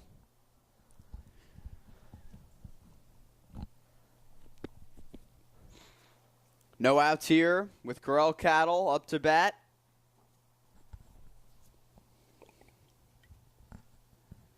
Two balls, 2 strikes, 2 Corell. Here's the pitch. In the air to right field. Underneath is Hagan. Tagging up his Carey. Play at the plate. Not in time as Jack Carey comes around to score. And now the Marauders lead 4-2.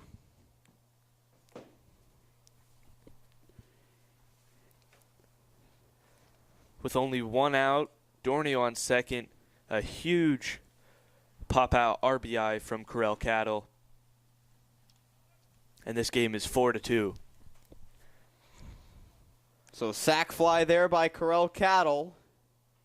And now with 1 out, up comes Jeremiah Guzman as he fouls off the first pitch of his at-bat. Jeremiah Guzman last time up at bat in the 4th inning. He singled, then stole second, and then was in a chase down around third base and was able to walk home. So 1 out. That pitch got away from Payne. That was up around the head and behind Jeremiah Guzman. Payne has had a very rough start so far.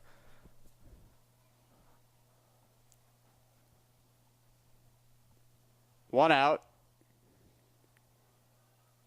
Pitch almost got past John Woolley, but a nice job of securing it, keeping Ryan Dornio at second base.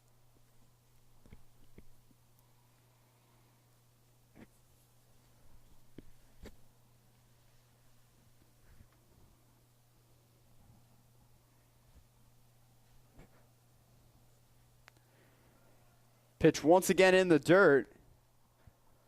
And Dan, Ring and Payne have been having a trouble these last few innings finding the strike zone and being consistent with their pitches. Yeah, Mike, it's like the strike zone is like a treasure chest or something. And, you know, they need a map to find it, and they don't have the map.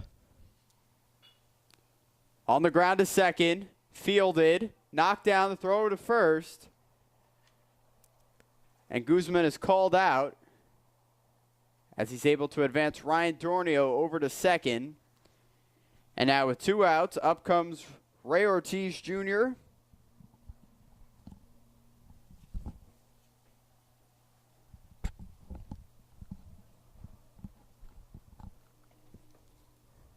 Yeah, Mike Guzman was able to get Dornio to third base. And now comes up Ray Ortiz, who struck out in the last inning.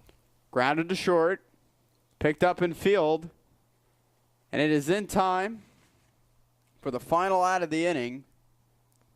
And a nice play there by Casey Hunt. And now Prep leads Ramapo 4-2. From that huge hit from Ryan Dornio with the ground rule double.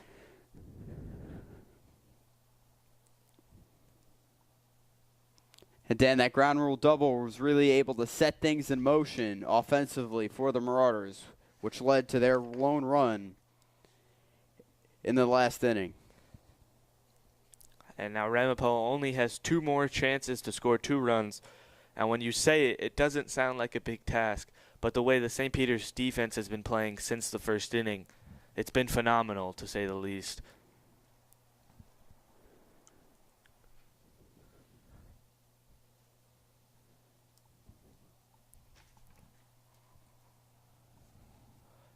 And Mike, I'm honestly amazed right now. We are going into the top of the 6th inning, and Curran is still in the game. John Curran definitely a workhorse for the Marauders. He has thrown 76 pitches. 76. And, you know, I thought when Laguerre came out to talk to them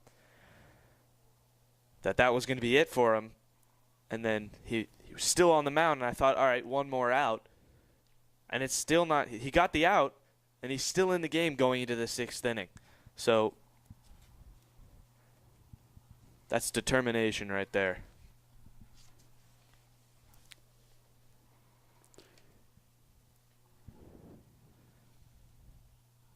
So Harrison Klein, he'll lead off for Ramapo. Klein in the first had a RBI single and struck out in the third. He's 1 for 2.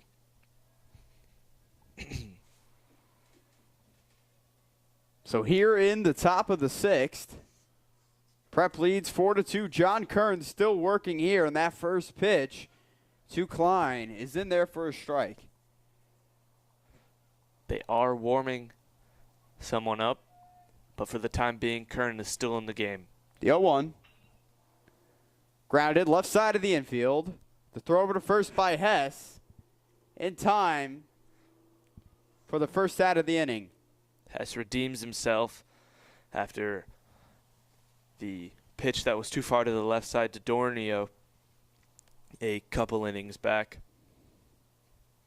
And Dan, what's your assessment of John Kern so far throughout these 5 full innings that he's pitched? The pitch, swing and a miss.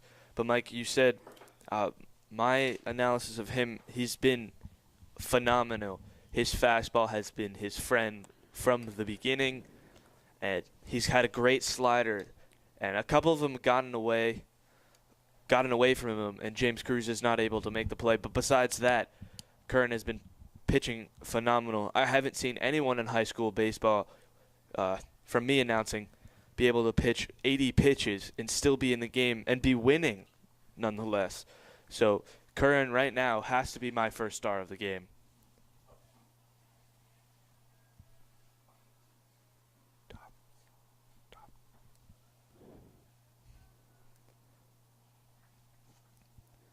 So swung on and missed there.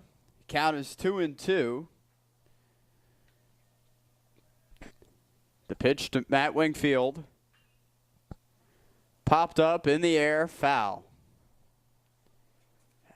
So this at-bat kept alive by Matt Wingfield as he looks to get on base. One out here in the top of the 6th. Matt Wingfield singled in the first and grounded out in the 4th. Foul there. So a defensive half swing by Matt Wingfield, keeping his at-bat alive.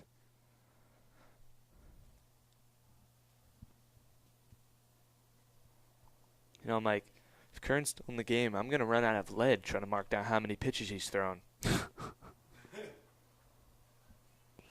And that ball misses upstairs. 2 balls, 2 strikes here.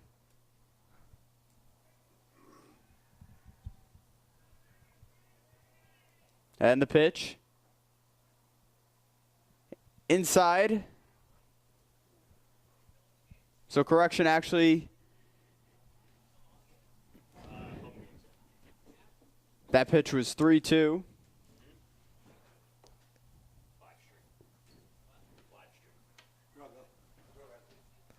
Mike, they called that a walk. I thought it was a strike. I think you thought it was a strike. But they called Matt Wingfield on a walk, which is kind of unfortunate, to say the least, as this is a St. Peter's Prep live stream. But good job from Wingfield being able to stay alive in the count.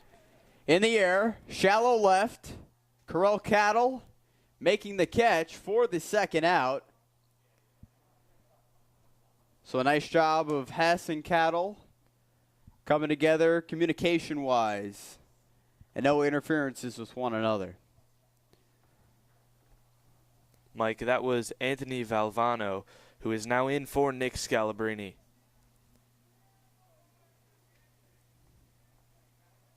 And here's Alec Ingenito. Fastball in on the outside corner with 2 outs for a strike. Count is 0-1.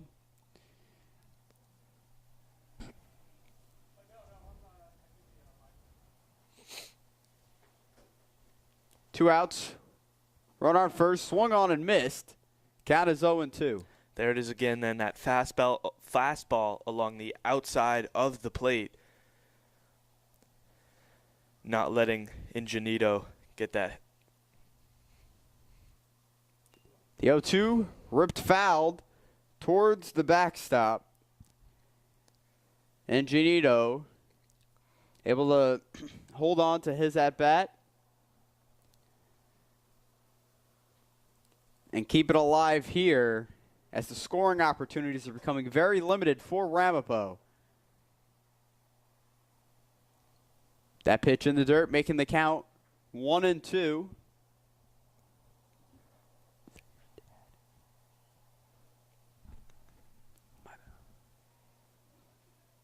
James Cruz was able to keep that ball in front of him. The 1-2. Misses on the outside. Count is 2-2.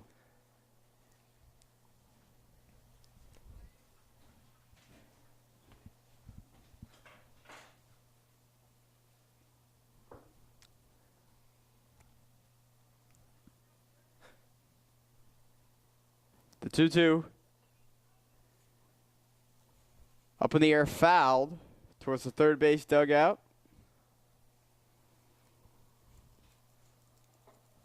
Wingfield on first from a walk. 2 outs. Curran's still in the game. And the pitch.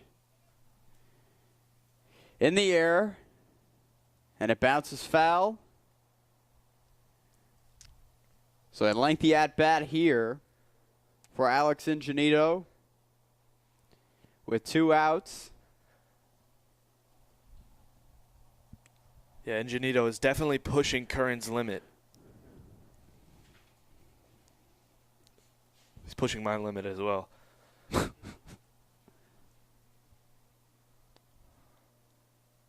And here's the pitch.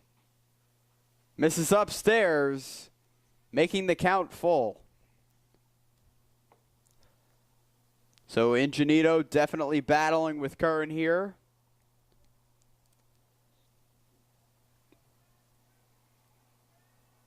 The full count. In the air, left side, shallow left, and Kyle Hess makes the catch for the final out of the top of the 6th. So St. Peter's Prep leaves one runner on from a walk. Curran gets the 3 outs from ground out, pop out, pop out. Kyle Hess played a great inning there. We're going into the bottom of the 6th inning. St. Peter's Prep leads Ramapo 4-2.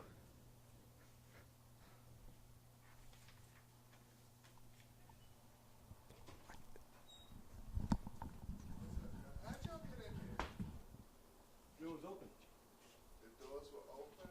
Yeah. Supposed to be. All the blocks were in the windows too? Because we got a homeless guy that likes to make homes. Oh, I remember that from last year. Yeah. So I'm pretty sure that's pretty much been locked up since football season. Because I just asked my coworker, I thought he opened it. He said no. So I'm just checking to see if there's any damage. Okay, cool. Who, Diego?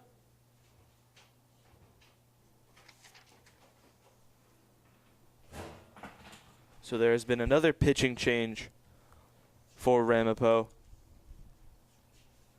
Second baseman Harrison Klein is now pitching, number 24, Harrison Klein. You gonna need this open Monday too? Yeah, okay. At 7:30. 7:30? Okay, I'll let the other guy know. Okay, thank you. Yeah, see, now like this, this should not been open. Klein on the other side of the ball. Singled in the first, struck out in the third, and grounded out in the 6th. Looking to get some more strikes compared to Ring and Payne. David Ring is now actually playing second base in Klein's position.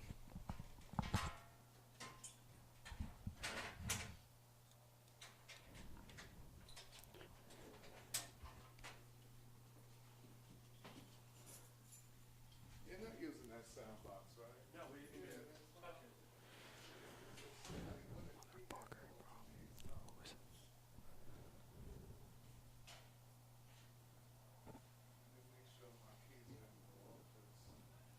The pitch to Thomas Ganaway is down and away. Count is 2-0.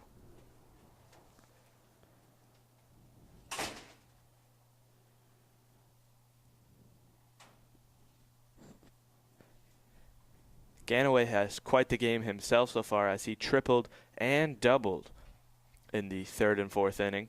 Chopped up the middle as it gets into center field.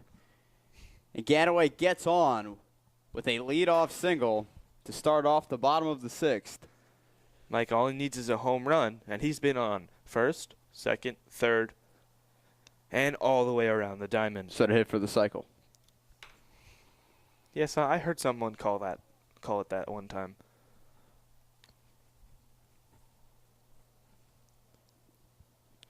And here's Dom Maleo. Dom Maleo had a ground out RBI in the 3rd and walked in the 4th. Has not been up since.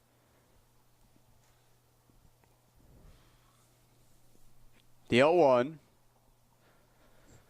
Mrs. Lowe, count is 1-1. Mike Payne threw only 19 pitches and they took him out. The 1-1. Hit foul towards the Prep dugout. Count is 1-2. We want to apologize for any extra sounds you may have heard. There were some difficulties in the box. Diving stop made. The throw to first not in time. And now Prep has 2 men on with no outs here in the bottom of the 6th inning.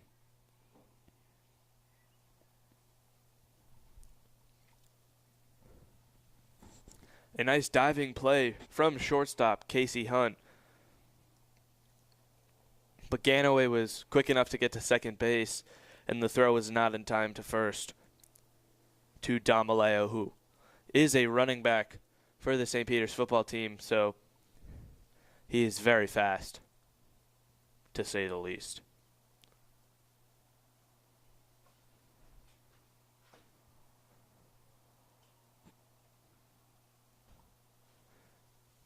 It appears there was an issue with James Cruz's helmet.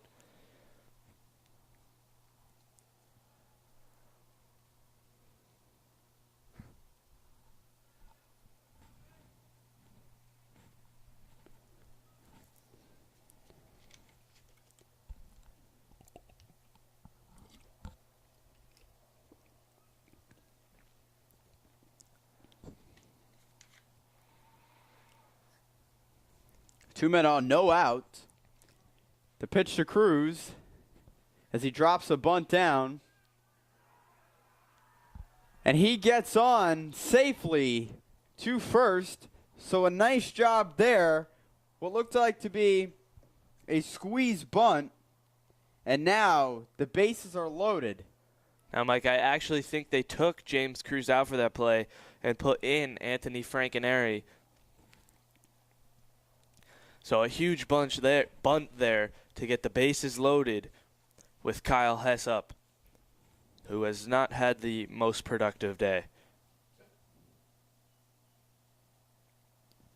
First pitch to Kyle Hess is a strike.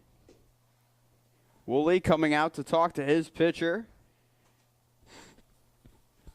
As Ramapo is down by 2 runs, 4-2 here.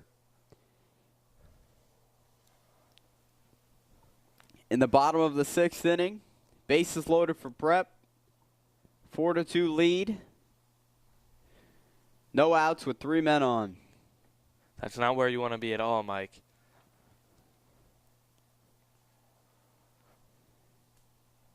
The pitch to Hess.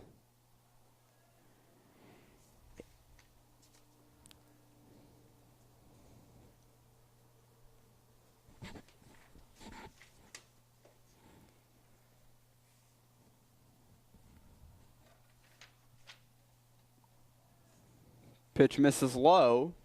Count is 2-1. Another pitcher for Ramapo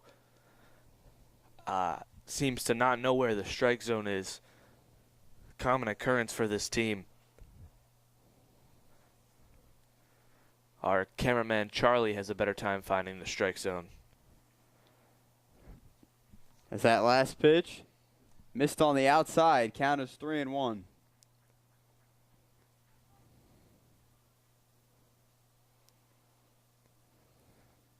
Here's the pitch. Driven into right field. 1 run will score. Play at the plate. And the throw from right field is not in time. 2 runs will score. And Prep leads Ramapo 6-2 in the bottom of the 6th inning. So a 2-run RBI single there by Kyle Hess, extending the Prep lead to 4 runs. After a rough day today for Kyle Hess, a huge single there drives in Thomas Ganaway and Damaleo. Damaleo very close to being out there, but with a huge dive makes the game 6-2.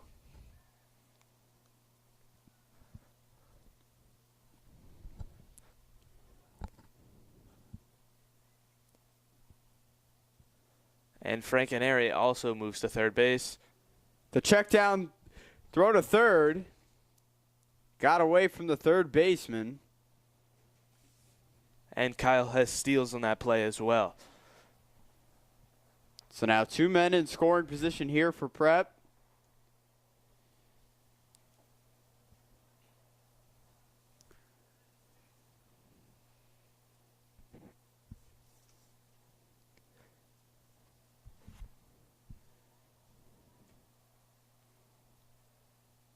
Infield in for Ramapo. Is that last pitch missed upstairs?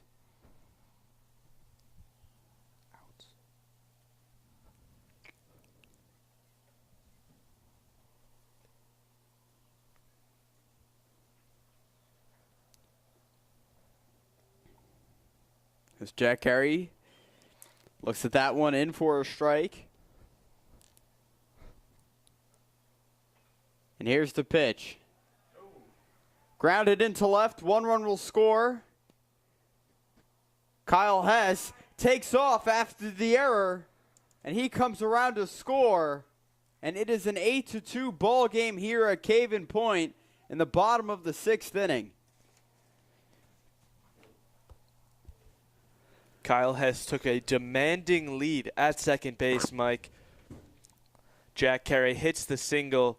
Casey Hunt dives for it, can't get it. Kyle Hess jumps over Casey Hunt, goes to third, looks back. Coach Laguerre tells him to stay, and the throw from the left field, Alec Ingenito, was too high for the catcher, Woolley, and Kyle Hess just runs home after Frankenary, making this a 8-2 game. And no outs still. So another huge double from Jack Carey, his second of the game, brings home 2 runs.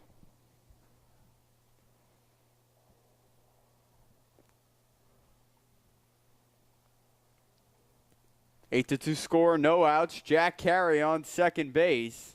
And the pitch to Ryan Dornio upstairs, marked as a ball.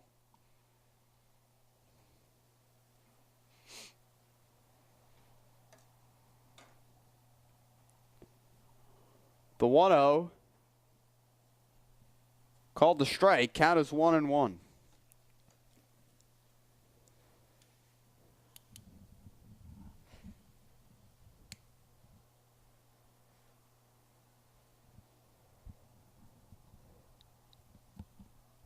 So Ramapo having a chat on the mound.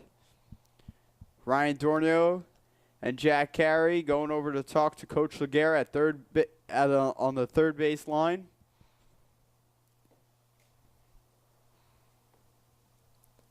Klein has not gotten a single out yet.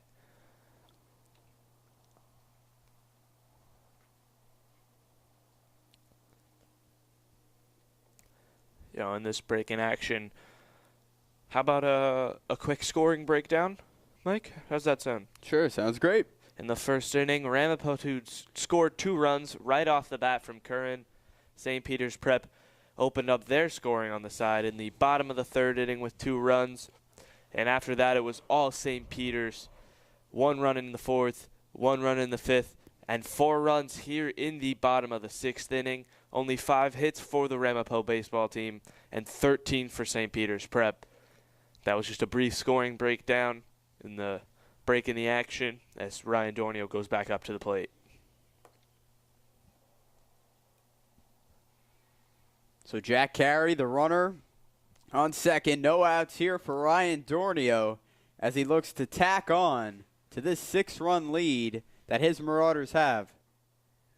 Swung on and missed at that fastball. Swinging for the fences there, Mike. Looking for a home run. His last at bat, he had that gargantuan-like ground rule double.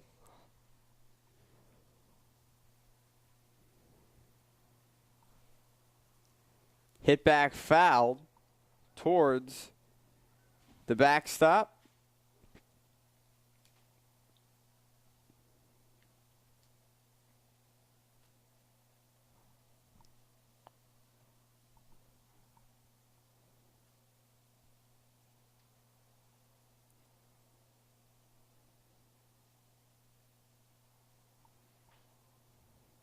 On the ground to first, picked up by Wingfield for the first out, and a nice job there by Dornio, able to advance the runner and carry over to third.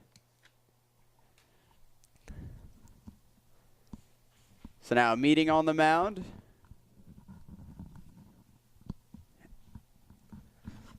And there will be a pitching change, it looks like. Mike, this is definitely the end of Klein. He had, I don't want to be rude or anything, but he had a horrible inning. That was just really bad. He threw about 30 pitches, 28 to be exact. He gave up a single, a bunt, another single, a double, and a ground out, which has resulted in 4 runs so far.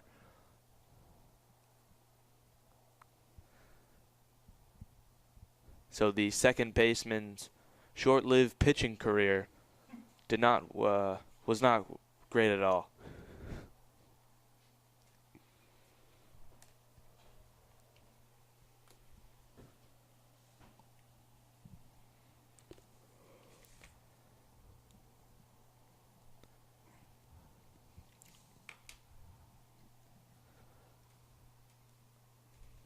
It appears Kyle Tubbs will go in for Klein.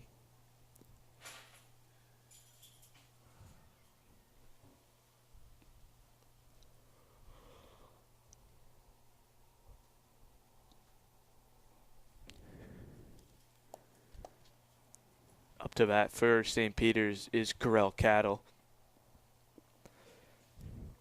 Cattle has had a pretty decent day. He's popped up, he's singled, and that pop-up RBI last inning.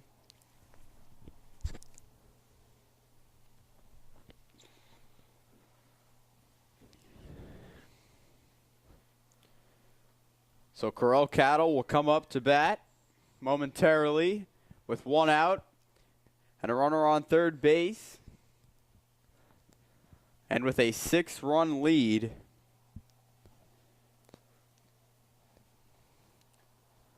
and Mike, watching this game so far, we've obviously seen how well the Marauders' offense has been.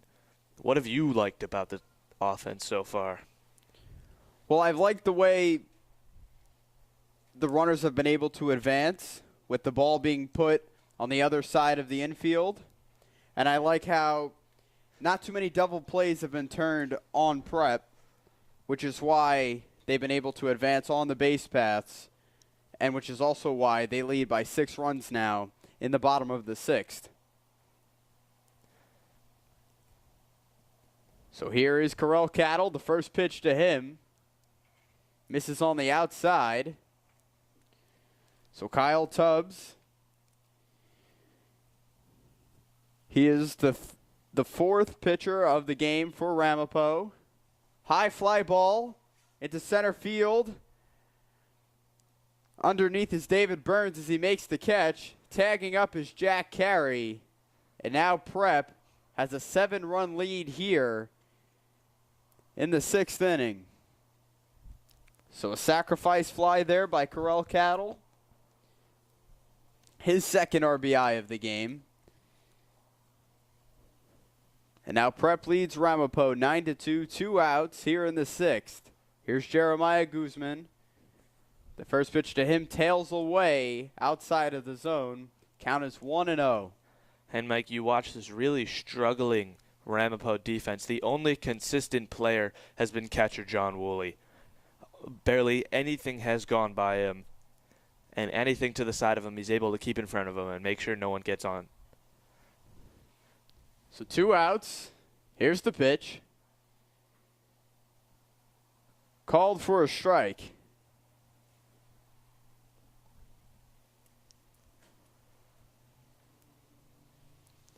Here's the 2-1 from Tubbs. Hard swing, no contact made there. Count is even at 2.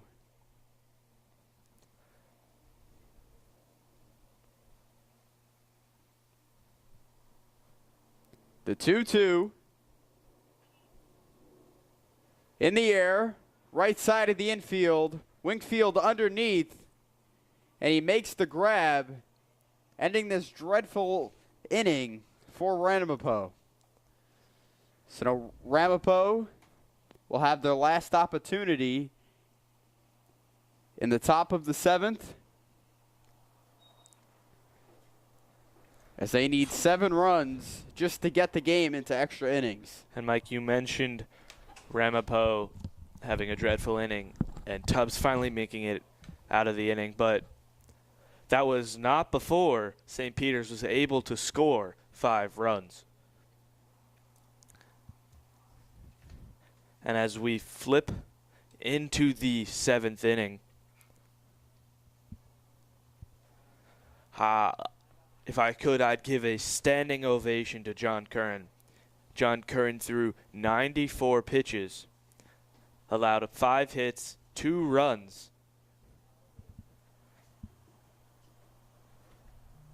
Only 2 walks. 3 walks, my apologies. And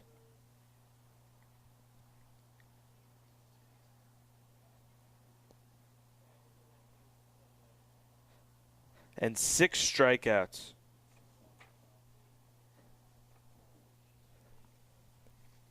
So Curran had one heck of a game. Besides that first inning, it was phenomenal. Played some great baseball. And to finish off this game, only 3 outs needed is senior number 6, Jared Rosso.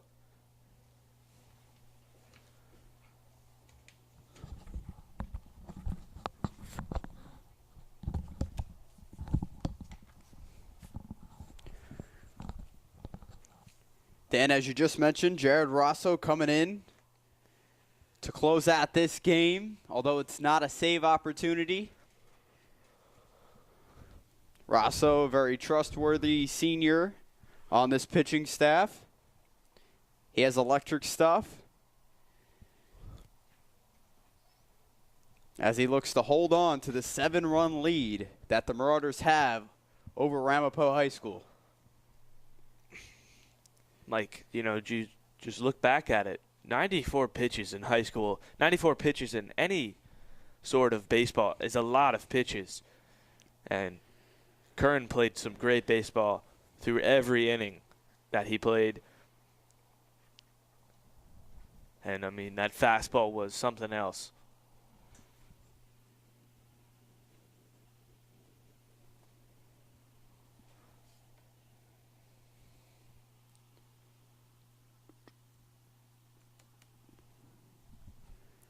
So David Burns will lead off in Ramapo's last opportunity.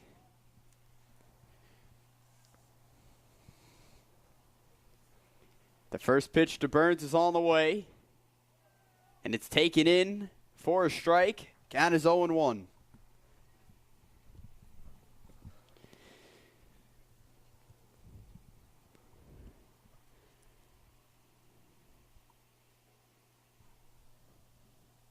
One and one with that missed pitch on the outside corner.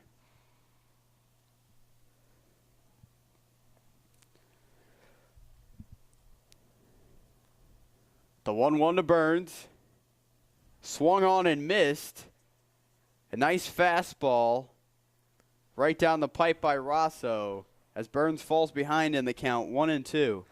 Mike, that was actually our mistake. Burns has been taken out of the game. Christian Bean is replacing him.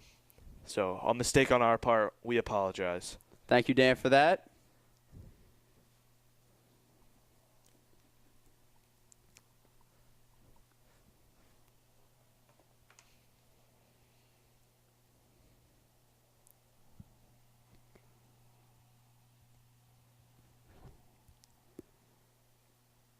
Here's the pitch to Bean. Swung on and missed for strike 3. As Bean is retired. And now brings off the leadoff hitter, David Ring, as he comes up with no men on. 1 out here in what is most likely his last inning.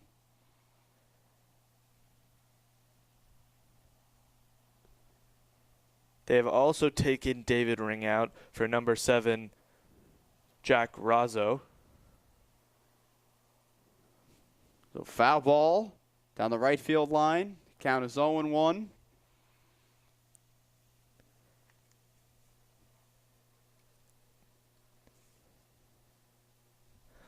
2 outs, and Rosso gets to finish out this game.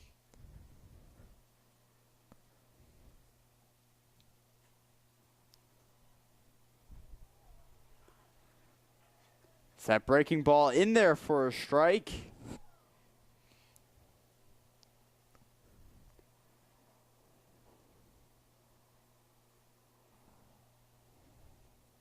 Here's the pitch.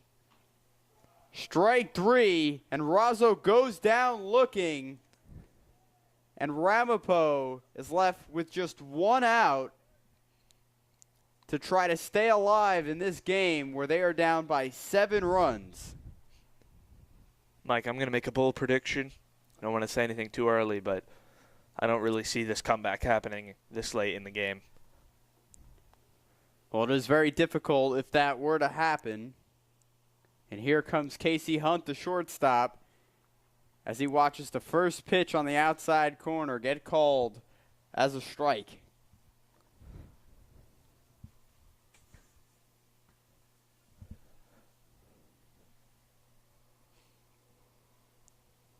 The 0-1 from Rosso to Hunt. Swung on and missed at that breaking ball. Hunt quickly falling behind in the count 0-2.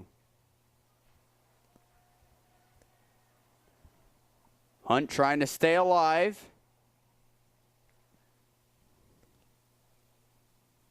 The 0-2. Fouled back. Keeping the at-bat and the game alive. So Prep looking to go to 9-1 on the season. Ramapo hoping not to fall to 5-2.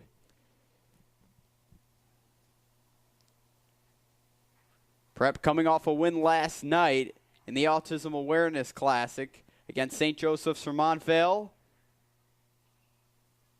Ground ball to Dornio at first base as he steps on, and that'll do it. As Prep defeats Ramapo 9-2 in a wonderful game here at Caven Point on a lovely Saturday afternoon. And Dan, what was your take on this game? My take after watching a great baseball game on, like you said, a beautiful afternoon. Curran was by far the best player out there. A rough first inning, as we mentioned a few times, but just a phenomenal game, throwing 94 pitches. 94 pitches. And stayed in all the way through the 6th. We thought he might be taken out a couple times, but he survived. Only gave up 2 runs in the first, and then threw shutout innings after that. He did give up 5 hits, but a phenomenal game from John Curran. And on the offensive side of the ball for St. Peter's, I don't know, I think Jack Carey played phenomenal. Ryan Dornio made some huge plays. And Thomas Ganaway having a triple, a double, and a single.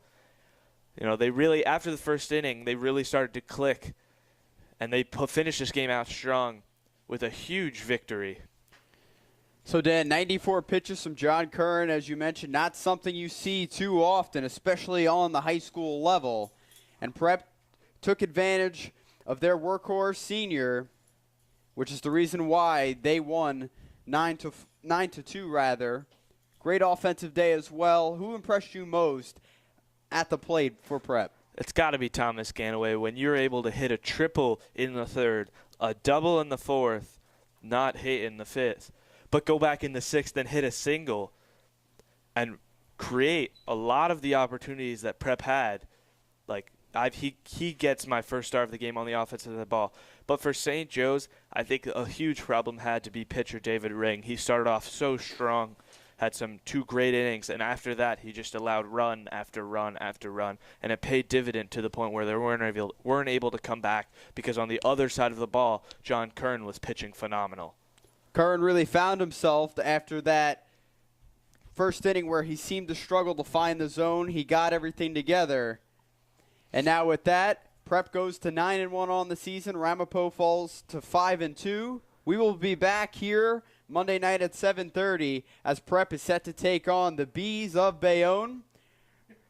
So we thank you for tuning in here today. From Mr. Trotta of TV Studio, Charlie Sexton, alongside Dan Marr, I am Michael Daly, saying so long, everyone, on this gorgeous Saturday afternoon. Thank you for tuning in.